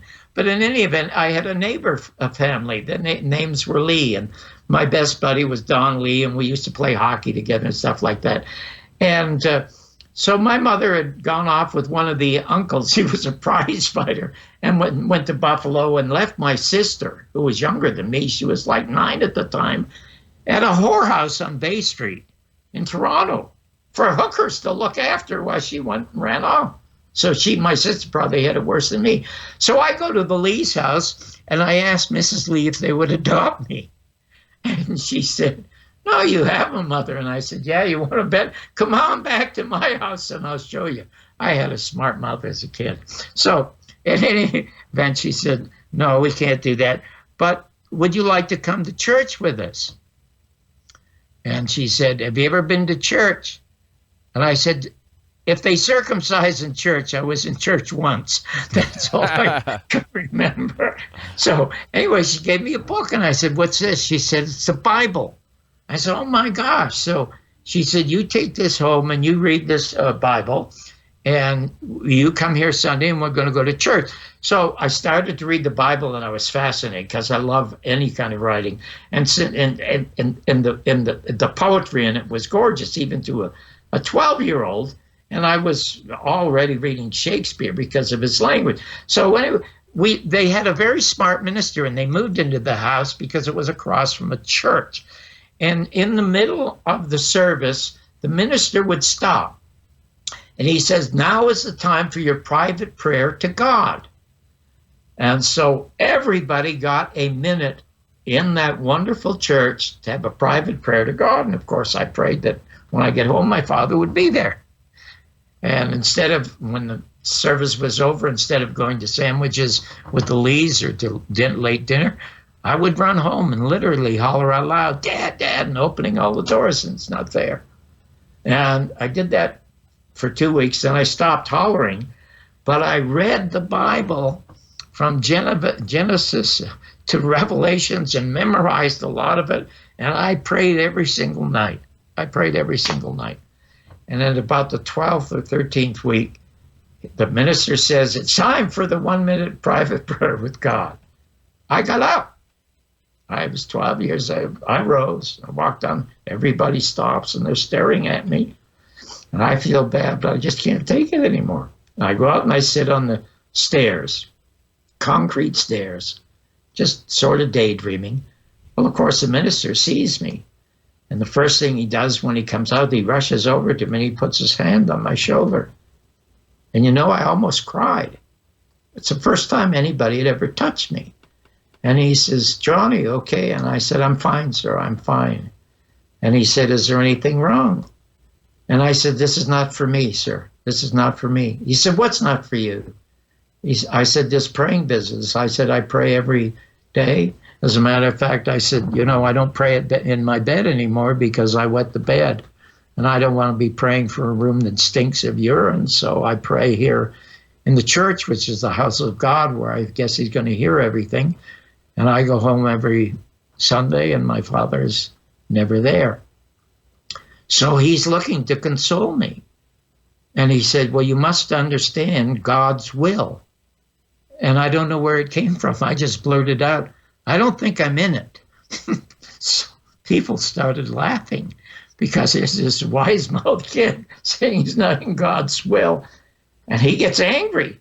And he said, you be careful of Satan. Don't be getting wrapped up in the arms of Satan. Now I'm angry because he's angry at me. And I said, do you believe in Satan? I know nothing about this stuff. I read about it in the Bible. Do you believe in Satan? He said, certainly. I said, then isn't that proof there is no God? And everybody got hushed. And he said, how dare you? And I said, well, if God is all powerful, as the Bible says, why doesn't he get rid of him? Out of the mouths of babes. I never saw the Lee family again after that, except 35 years later, when I was hosting Real People, the show that I had created. We would walk through the audience with a microphone looking for real people to say, hi, welcome to Real People, or we'll be right back with more Real People. And there's this guy who's like 45 or 46 years of age with this round face. And it's Don Lee, the kid whose mother I wanted to adopt me. And I told the audience the story about how I wanted to be adopted. And he said to the audience, we're so glad he didn't become my stepbrother. Otherwise, he'd be sitting here and somebody else would be up on stage. And they cheered and they applauded.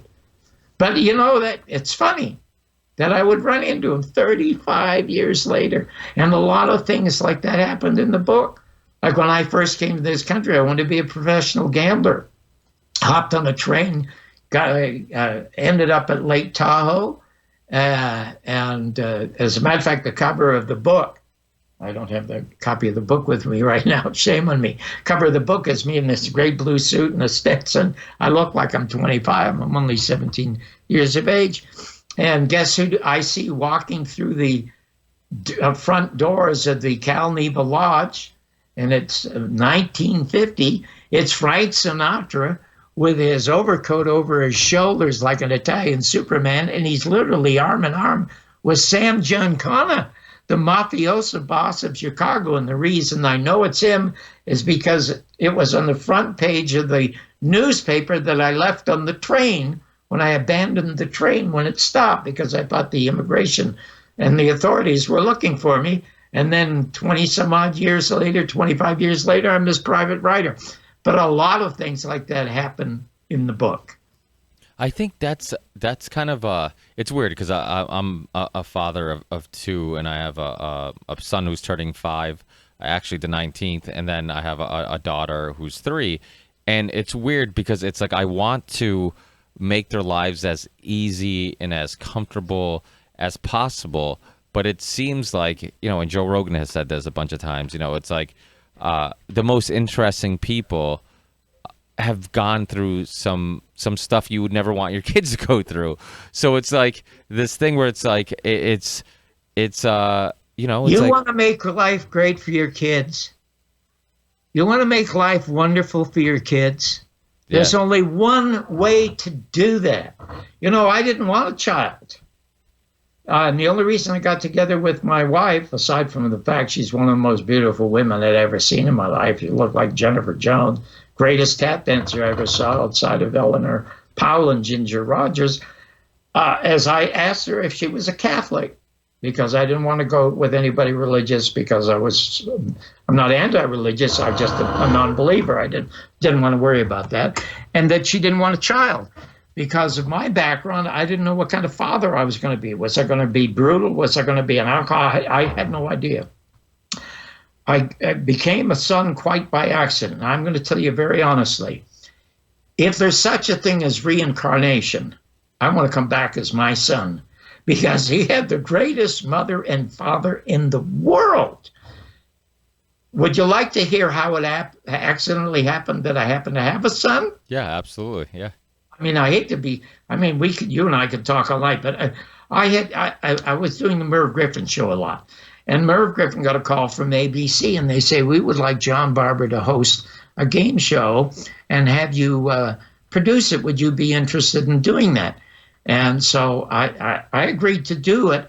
I said, on one condition, I will do a game show if I can do what Groucho does on You Bet Your Life, or what Johnny Carson did on Do You Trust Your Wife. They all did funny sort of interviews, brief interviews with the contestants, because I wanted to be a comic. I didn't want to be a traffic cop. And they okayed that. So when we did the run-throughs, and I got to do that, it was very successful. So they said, we're going to give you $1,750 a week to do this show, and we're now going to tape the pilot. Well, as happens often in show business, the guy that at ABC who wanted to do this show gets fired, and a new guy comes in, and of course he wants to exert his authority, so he says, no more interviews with Barbour and the guests, just get right to the game. And I quit, and I don't have a job. We're living in a 2-room apartment on King Street in Studio City. Now, when I would go home after being on the road in one of these comedy clubs, it was like Mickey Rooney and Judy Garland. My wife would open the door. She would sing and dance when Johnny comes marching home again. She'd do a whole routine. And I looked forward to it every time I came home. I came home after knowing I'm going to be out of work again. She opens the door and she sees immediately that I have a straight face. She said, what's wrong? And I said, it turned it down because they want me to be a traffic cop, and I'm not going to do that. Now, we were together for 3 years, married for 3 years, and tears start rolling down her face, just rolling down her face. And she blurts out, that means we can't have a child. And I thought, oh, Jesus, God. I felt so ashamed of myself. I felt so selfish. Standing at the doorway. And I said, honey, you know, we tried it my way for 3 years. You have a child and we'll try it your way for 3 years. She said, hold it, you don't have a child for 3 years and then pick up the option, you know. It's a lifetime thing. I said, well, you know, I'm so absorbed with my career. You know, you have your child and I'll have this. So she concedes that afternoon. She's at Valley Presbyterian Hospital in a room full of pregnant women about to deliver, all screaming and yelling and taking drugs. My wife is the only quiet one. She refuses to take any pills, any medication. She says, I want to feel my child. I want to feel everything about it. And the doctor's name was Faust, and he sent me out to the waiting room because I couldn't stand it anymore. And I was under contract when, do you remember the Merv Griffin show at all? Yeah. Okay, well, he was hired by CBS to do a late night show. When he left Westinghouse, he recommended me as his replacement. And they put me under contract to replace him. And they used my numbers to negotiate with David Frost. So I lost out to David Frost. But anyway, I'm sitting I'm not sitting, I'm pacing in the waiting room, and the doctor comes out and said, your wife told me to tell you she's just given birth to an 8-pound, 9-ounce host. And I started to cry. I bawled and bawled. The first time I ever cried, for God's sake. I was 35 years of age, and I'm crying out loud. And the reason was, most important moment in this woman's life is having her child. And she's thinking about her husband. And I thought, God, nobody ever loved me that much. I couldn't stop bawling. I bawled and bawled and bawled. And I was afraid when I was first handed my son that I would drop him. I was afraid to hold him. Now, I had a career, but with my son, I had a life. He literally, I cared no more about my career. I was 46 years of age and unemployed when I accidentally got Real People on the air that changed. And I had decided I was going to quit the business that I'd struggled. I had 5 Emmys, for God's sake, couldn't get a job because I thought I was too controversial. But everybody wanted to hire me as a comedy writer. So, well, I'll write jokes for other people. I don't care about that. I was going to devote every second of my life to being the father that I never had. Now, what's really weird, I remembered everything ugly about my background and how I hated it. And I knew I wasn't going to inflict that on my son. And the stories about me and my son in the book are wonderful. Some of them are hilarious, just absolutely, absolutely and totally terrific. So I never, ever, ever gave my son advice about anything, because they learn from your actions. If you want your children to be terrific, you just love them. I don't care if they come to you with the oddest notions or the oddest ideas. Treasure that, because they're using their mind. You know, we had he was at a preschool when he was 5 years of age. And one day my wife and I get a call from a lady who identifies herself as Chinese American, and she's sent by the school board in Los Angeles of all the schools, all of the younger schools, to look for smart geniuses.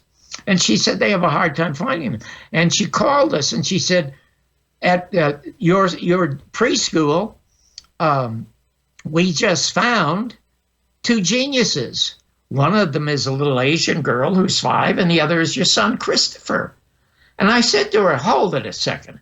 How can you tell anybody's a genius when they're 5 years of age? I mean, it's not like he's Mozart and sits down at a piano and starts playing it, you know? How can you determine that in the classroom? She said, we ask questions and they solve puzzles and picture puzzles and stuff. I said, well, what kind of questions could you possibly ask? And so give me an example. She said, well, what do laughter and tears have in common?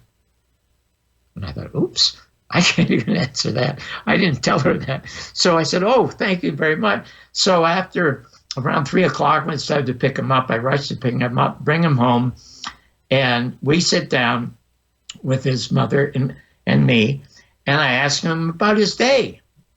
And he tells me about his day and that this lady came in. And so that's when I said, well, you know, this lady called. And she said, you and your friend that you just named, the girl, are geniuses. And I asked the lady how on earth they could determine you were a genius, and she told me this question. And the question is, what do laughter and tears have in common? And my son Christopher looks at me and he says, emotions. I said to him, son, how did you learn that? And he looked at me and said, Dad, Star Trek. 5 years of age.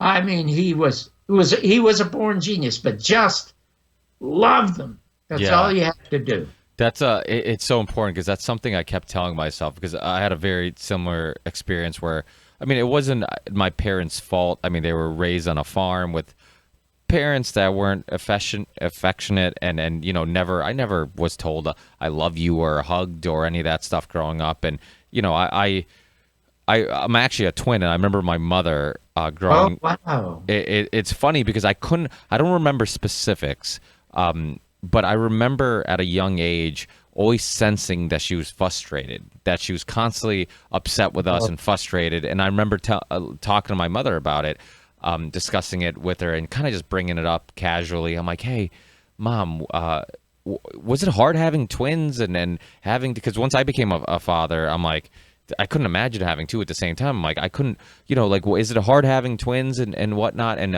she's like, yeah. She's like, your dad was at work. I had no help. We're in a foreign country. We ended up coming to a foreign country where we couldn't read or write any English. And I didn't have any family here to help.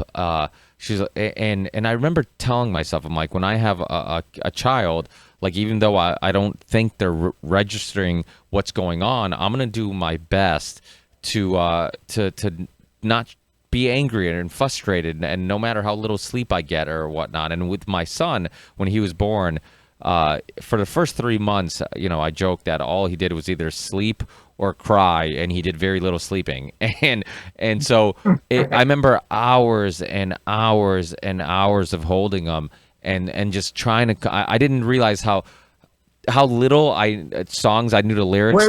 Were you holding or were you hugging? That's a good question. Probably a little bit of, well, I mean, when he was a newborn, I was probably more holding, but I remember just trying to, I'm like, let me try singing to him. So I would, I thought I knew a lot of lyrics to a lot of songs, and it hit me that I didn't, because I couldn't come up with any songs, and I remember just singing the same songs over. But I remember, like, I'm like, no matter how many hours go by, I'm like, I don't want to be, I don't want him to sense frustration, because, I mean, especially newborns and children when they're small, because they can't communicate with language, social cues, your facial expression, your tone of your voice, I mean, that's what they're picking up on, and understanding what's going on. So I remember just being like, just so hard on myself. I'm like, when I'm a father, I'm like, do not show frustration. And I remember just putting that in myself, and I did. I mean, for my wife would be like, how are you still awake? She'd wake up 3 hours later, and all these never ever stop hugging.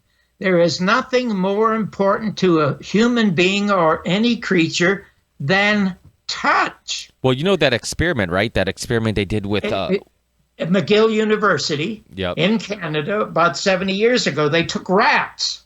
They took baby rats. They starved some of them, and the others they kept away from the parents. Now, what happened is they let them into two separate cages at one time. One of the cages had the food, and the other had a fake rat. And they all ran to the fake rat rather than the food because they needed to be touched. And when animals give birth, they don't just licking off the afterbirth to clean them. It is to touch them, because if they are untouched, they die.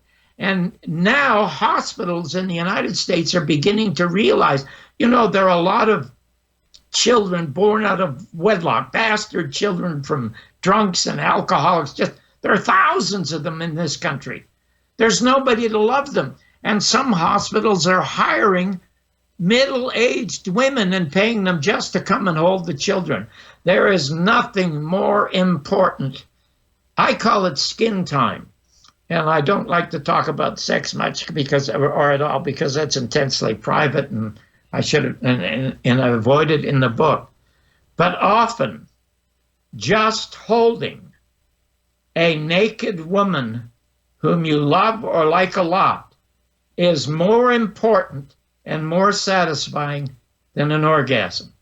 Well, we're social creatures. I mean, you look at it, the reason why we evolved is because we were tribal people, and we would share our knowledge, and we knew that, I had this guy on, Justin Wren, who's a MMA fighter, but his story is unique because he went to Africa and went to the Congo and fell in love with these tribal people, the pygmies, and then basically his life's work is all about getting money and water to these organizations and helping these people. But the same thing, he never felt loved, and he went there and he dealt with the depression, all this stuff. And these people loved him, and he had this quote where, and I don't know if it was his or maybe he read it somewhere, but I remember him saying it in numerous interviews, including the one on my show. If you want to go fast, you go alone. If you want to go far, you go together. And it's true. We need each other. Like, no matter who, even the most independent person who thinks that they can survive on their own, there was some advice that helped them get there. There was somebody who maybe loaned them some money when times were tough. There's always somebody who helped out, even if you don't. Just all you have to do is look at yourself. Yeah. Did you make the shirt that you're wearing? No. Did you make the headphone that you're using or the microphone that you're using? Did you build the house that you live in? No, we're social creatures. And this is the paradox to me. I have often thought that it would be a really true and fair and just world if no human being was allowed to have economic or physical control of any other human being. Then we would have the absolute perfect society. But it's liable never to happen, and that's for two reasons, as you pointed out. We are herd animals. In other words, we are sheep. And sheep need a shepherd. And if they don't have a shepherd, they invent one. God is an invention, because we don't know why we're here, so we have to invent somebody that we know who knows why we're here. But then, by the same token, because of human nature, there are some who want to be shepherds. And then sometimes there are multiple shepherds, and they begin to fight over who's going to rule over the sheep.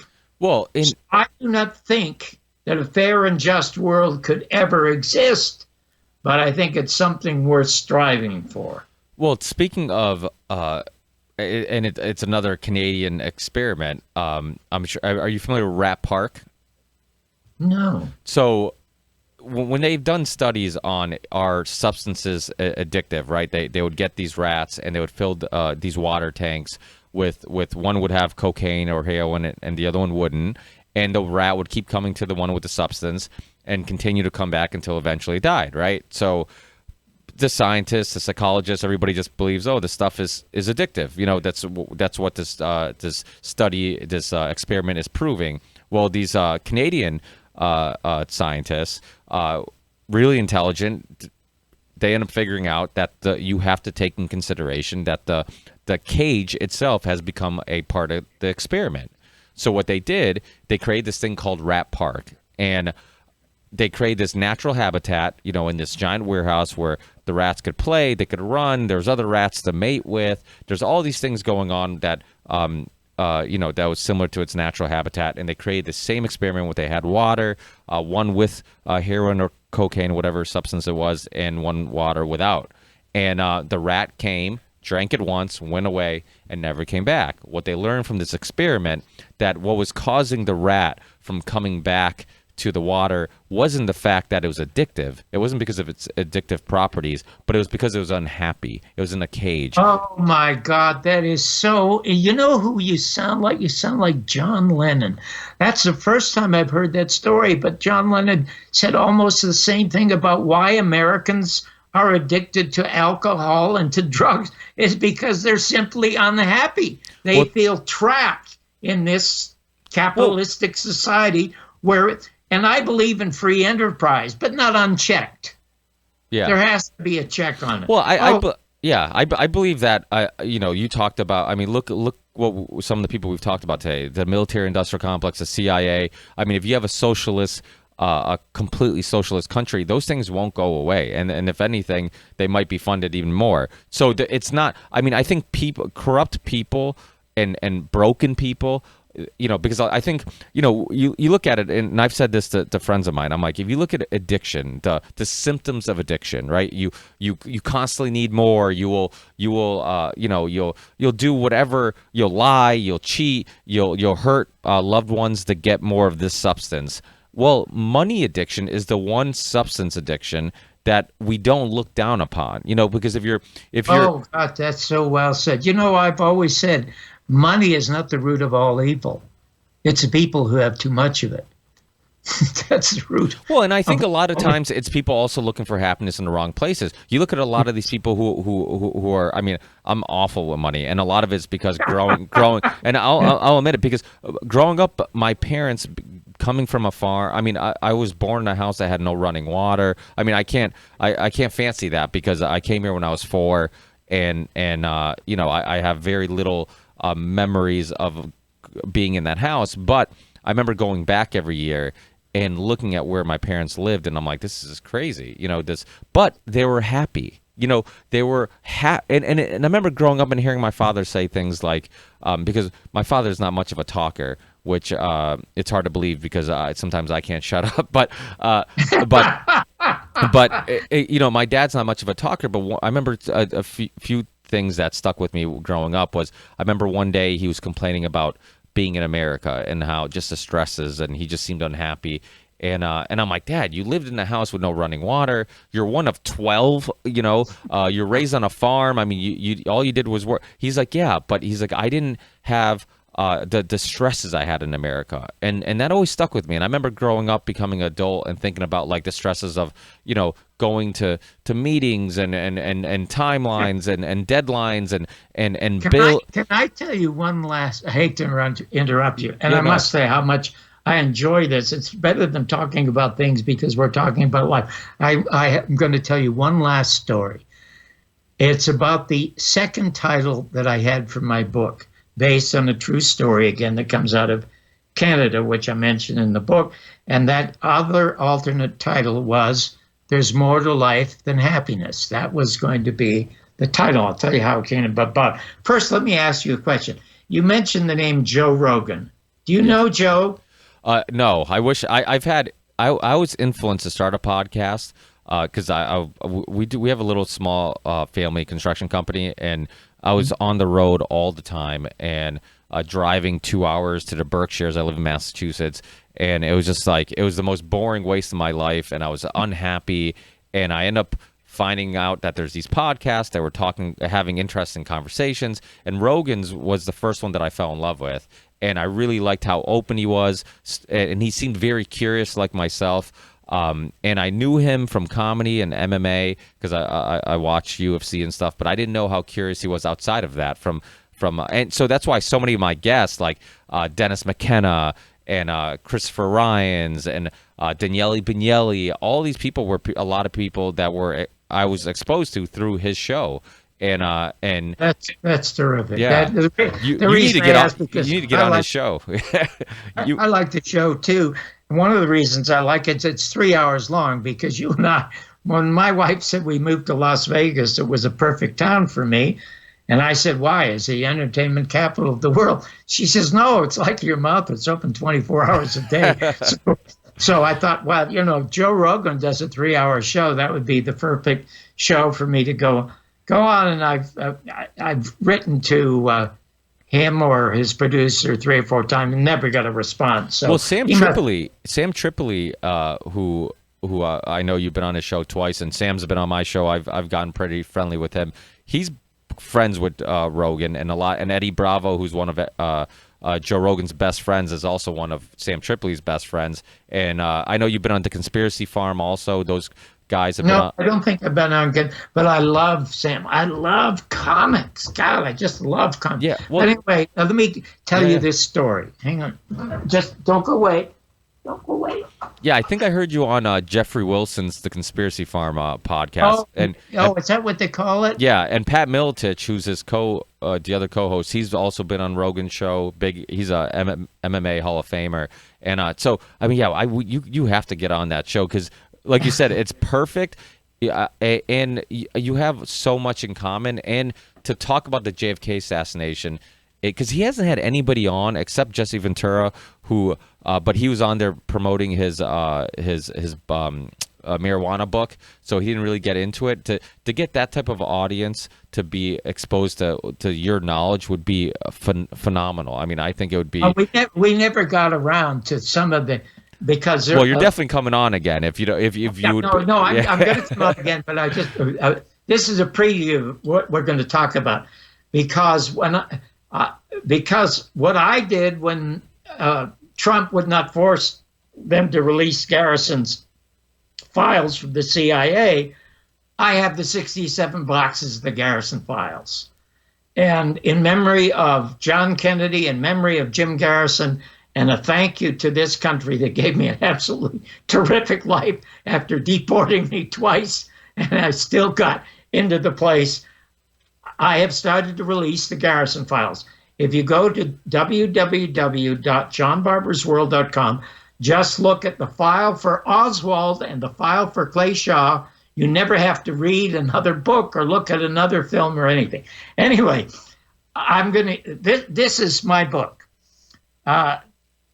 Your Mother's Not a Virgin, based on a conversation with Jim Garrison, Bumpy Life and Times, and the Canadian Dropout, who changed the face of American television. I tell the story in the book about why the title, but I had a secondary title. The reason I like that title so much, it is an uncomfortable truth to know that your mother is not a virgin. Oh, you mean she really enjoyed fornicating and all the rest of it? But in any event, I had a second choice, and I debated long and hard. And it's based on the true story out of Canada, and it involves two Canadian comics named Wayne and Schuster. Have you ever heard of them? No. Oh, my God. You've heard of Ed Sullivan. Of course, yes. Okay. They appeared on Ed Sullivan 63 times. No act appeared on the Ed Sullivan Show more than Wayne and Schuster, these two Canadian comics. Okay. And my hero, of course, was Jack Paar. As I told you, he was my inspiration to get into television. And I happened to end up, after the first Merv Griffin show, being called by Merv's personal agent, a guy named Murray Schwartz at the William Morris Agency, who wanted to represent me. And I was thrilled because, my God, that meant I would be on Merv Griffin's show all the time. And once I signed with him, he said, you know, I have 3 friends from the William Morris Agency who are opening up their own new management agency. And he said their friends are Bernie Brillstein, Jerry Weintraub, and Marty Kummer. Of course, now they're just agents. Nobody's ever heard of them. But the world has now heard of Jerry Weintraub, who produced all these karate movies, and he managed, he took Elvis Presley on tour, and he did the biggest special with Frank Sinatra. And Bernie Brillstein became the godfather of all the people who were on Saturday Night Live. He was all their managers, Belushi, and even Lorne Michaels is the head of Saturday Night Live. They were mega millionaires, worth $200 or $300 million when they died. As a matter of fact, when Jerry Weintraub died, it's the only time he closed his eyes. He was an insomniac. He could never sleep. Stories about this are there, but that's not why I went with them. They were nobody. But they told me that Marty Kummer was Jack Paar's manager. And I thought, oh, my God. Yes, Murray, take me over and introduce me. So we go over to the office. They have this tiny little office and 1 or 2 desks, and that's it. There's nothing else there. And Marty Kummer's not there. It's just Jerry Weintraub and it's Bernie Brillstein. Jerry Weintraub was married to a very famous girl singer named Jane Morgan. She had a #1 hit called Assassination. As a matter of fact, when they built their home in Palm Springs, when he became a mega millionaire, he had a toilet made where every time you lifted it, it would play It Was Fascination. So, but in any event, the first thing he says to me, he says, has Merv made a pass at you yet? I said, what? He said, Merv, what are you talking about? He said, he's so gay. Why do you think Arthur Treacher says? Well, hold it a minute. I don't know that I want to have this conversation. Where is Marty Kummer? Because he was Jack Paar's manager, and that's the one that I really want to talk to. So Bernie and Jerry start laughing to one another, and so Bernie says to Jerry, tell him the Marty Kummer story. because Marty may be getting out of the business. So Jerry says, well, we were all at the William Morris office, and the head of the William Morris office said to Marty Cumber one time, we'll either put you in charge of television or big bands. What do you want to be in charge of? So he chose big bands. So he lost out on television. But he also ended up getting Wayne and Schuster, who were Canada's top comics, and Ed Sullivan's favorites, as clients. Now, at the time, there were no more comedy teams in America. Lewis and Martin were broken up, and Abbott and Costello were gone, and Laurel and Hardy were gone. There were no comics around to be in the movies. So Universal Studios decide, you know what, let's get these guys that are on the Ed Sullivan Show all the time, even though they're Canadians. I mean, they sound like Americans. So they call Marty, and they say, Marty, we would like to do a pilot for a 13-week commitment for a comedy show with your guys, Wayne and Schuster. So Marty thinks, oh, gee, that's terrific. Oh, yeah, okay, sure. So they talk about a nice sum of money. So he calls Johnny Wayne, who is the spokesperson for Wayne and Schuster. He says, Johnny, hey, we just got a call from Universal, and they want to give you a 13-week series after a pilot that you'd be a slam dunk to do. And Johnny says, no, we don't want to do that. And listen, we got this, we do 26 weeks here in Canada. We're really happy here. We have total freedom over what we do. No, we're not interested. So Marty calls back Universal and says, I'm sorry, fellas, the guys turned it down. They're not interested.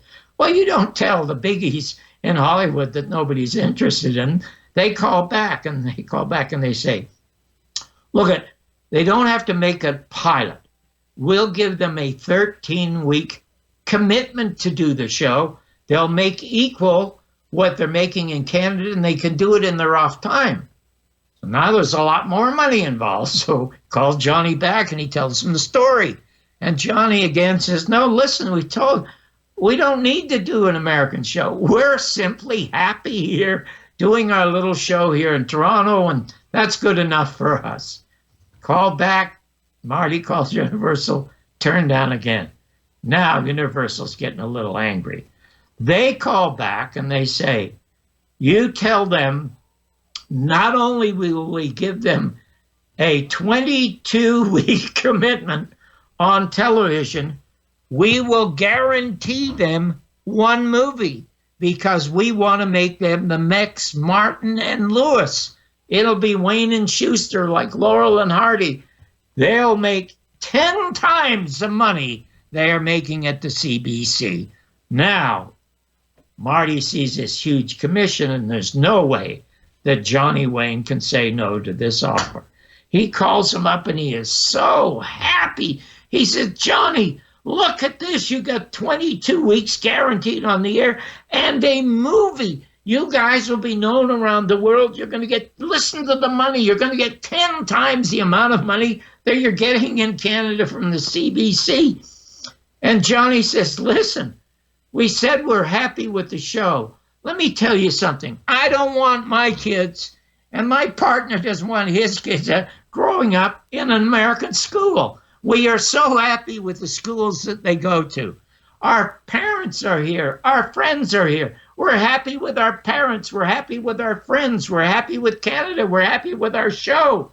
And Marty screams into the phone, God damn it, Johnny, there's more to life than happiness.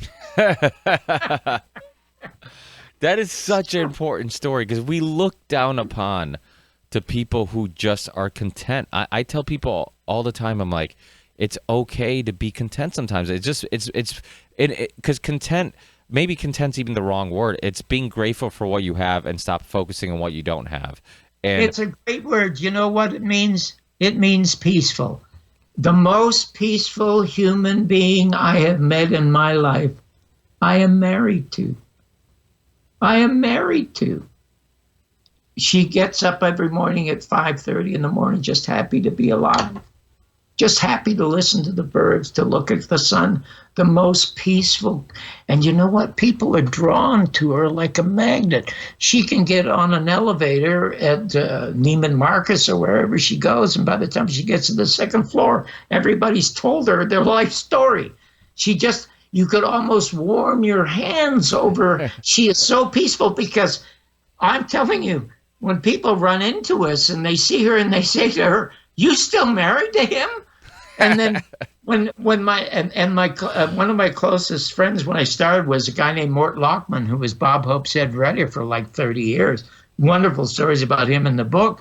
But when Sarita got pregnant, that's my wife's name is Sarita, Spanish for little Sarah. She's Mexican. And anyway, when she got pregnant, she told me it was the only lie she ever told me in her life, that she never wanted a child, because she wanted a child. Every millionaire in San Francisco, Herb Cain, the famous columnist, and the owner of the Hungry Eye, Enrico Banducci, who owned most of Little Italy in San Francisco, even though he was twice her age, wanted to marry her. One guy bought her a house, and she ran away with me when I was broke. And I said, "Why did you do that?"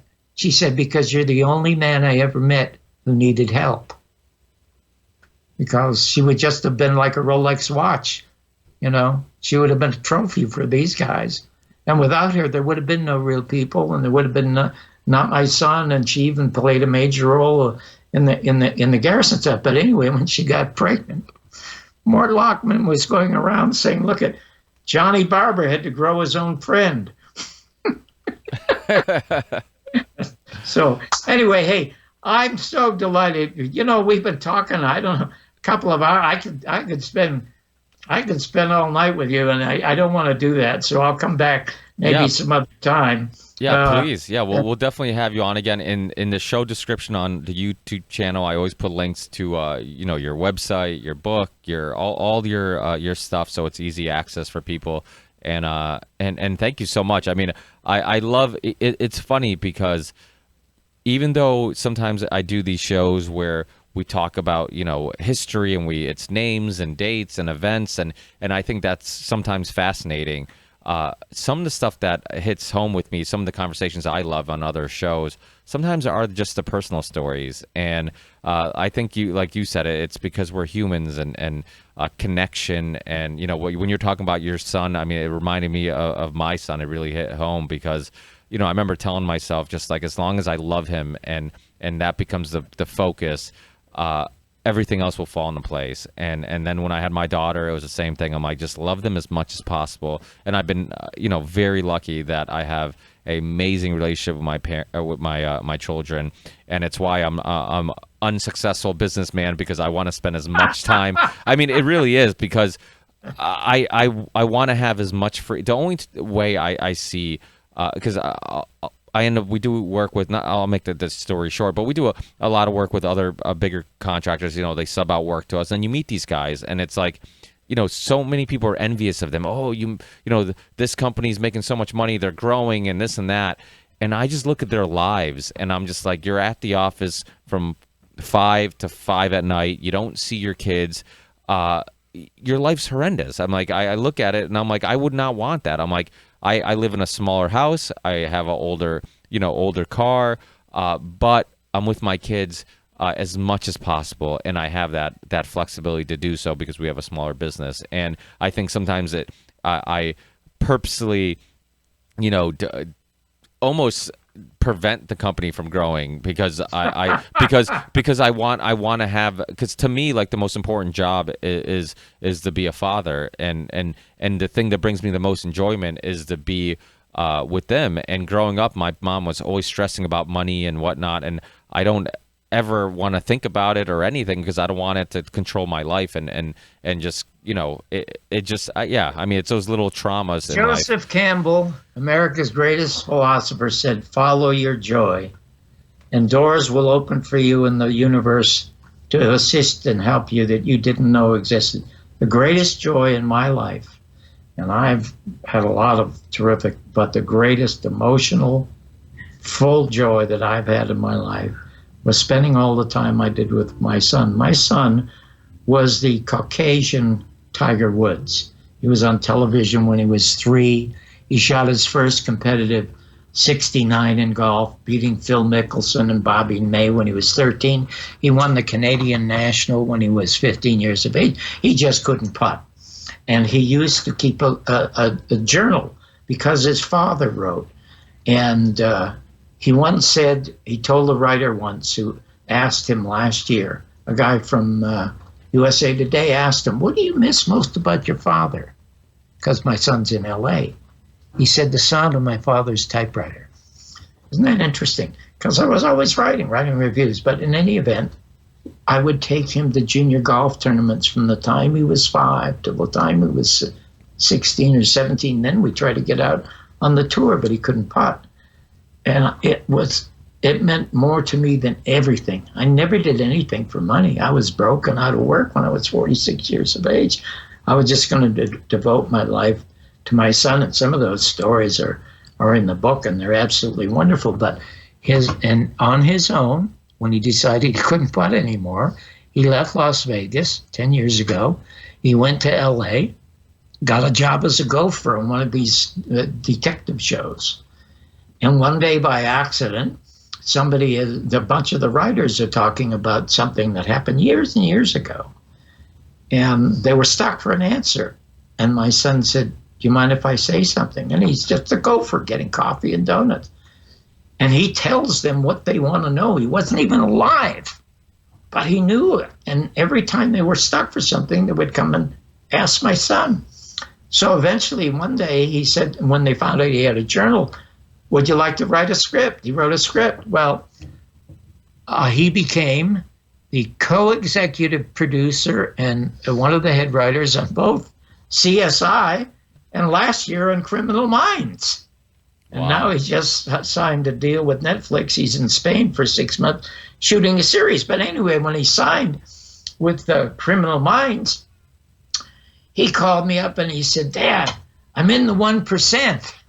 So he said, do you need any help? I understand you're going to go to Canada soon on a book tour. By the way, the first week in April, I'll be in Toronto at Indigo doing book signings. And then the following week, I'll be in New York for a week doing some more of the same.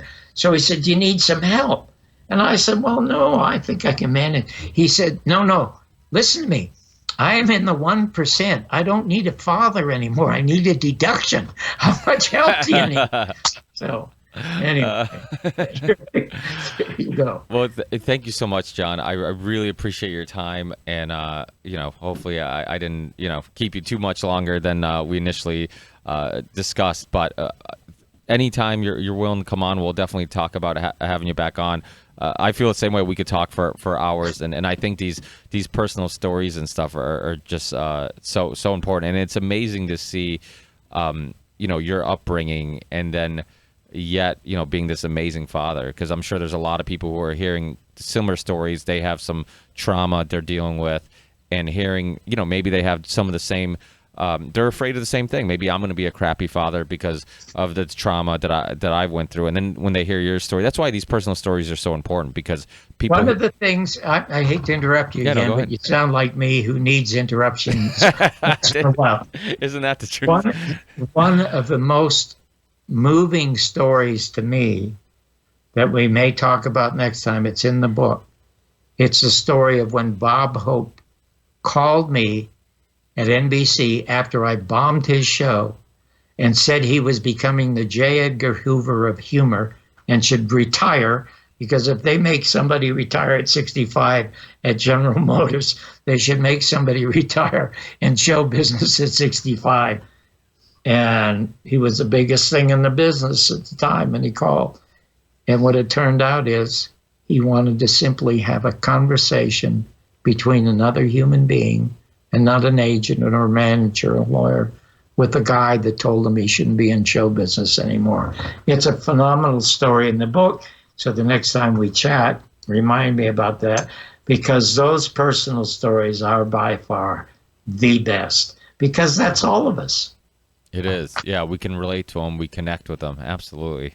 Well, thank you so much, John. I really appreciate it. We'll stay in touch, and hopefully we talk again in the near future. And I'll send you links to the show once it's up and live and all that stuff. and feel free to post it, share it, do whatever you would like with it. It's all open source because, like I said, well, it's beyond what I expected, and I truly enjoyed it. So as Shakespeare said, what is it? Good night. In Romeo and Juliet, what is he says? Good night. Parting is such sweet sorrow until we meet in the morrow. There you go. Okay, you have a great night, a great rest of the week, and we will talk and we will do this again. Absolutely. Take care, John. Appreciate it. Thank you. Bye-bye. Believe in the ripple effect.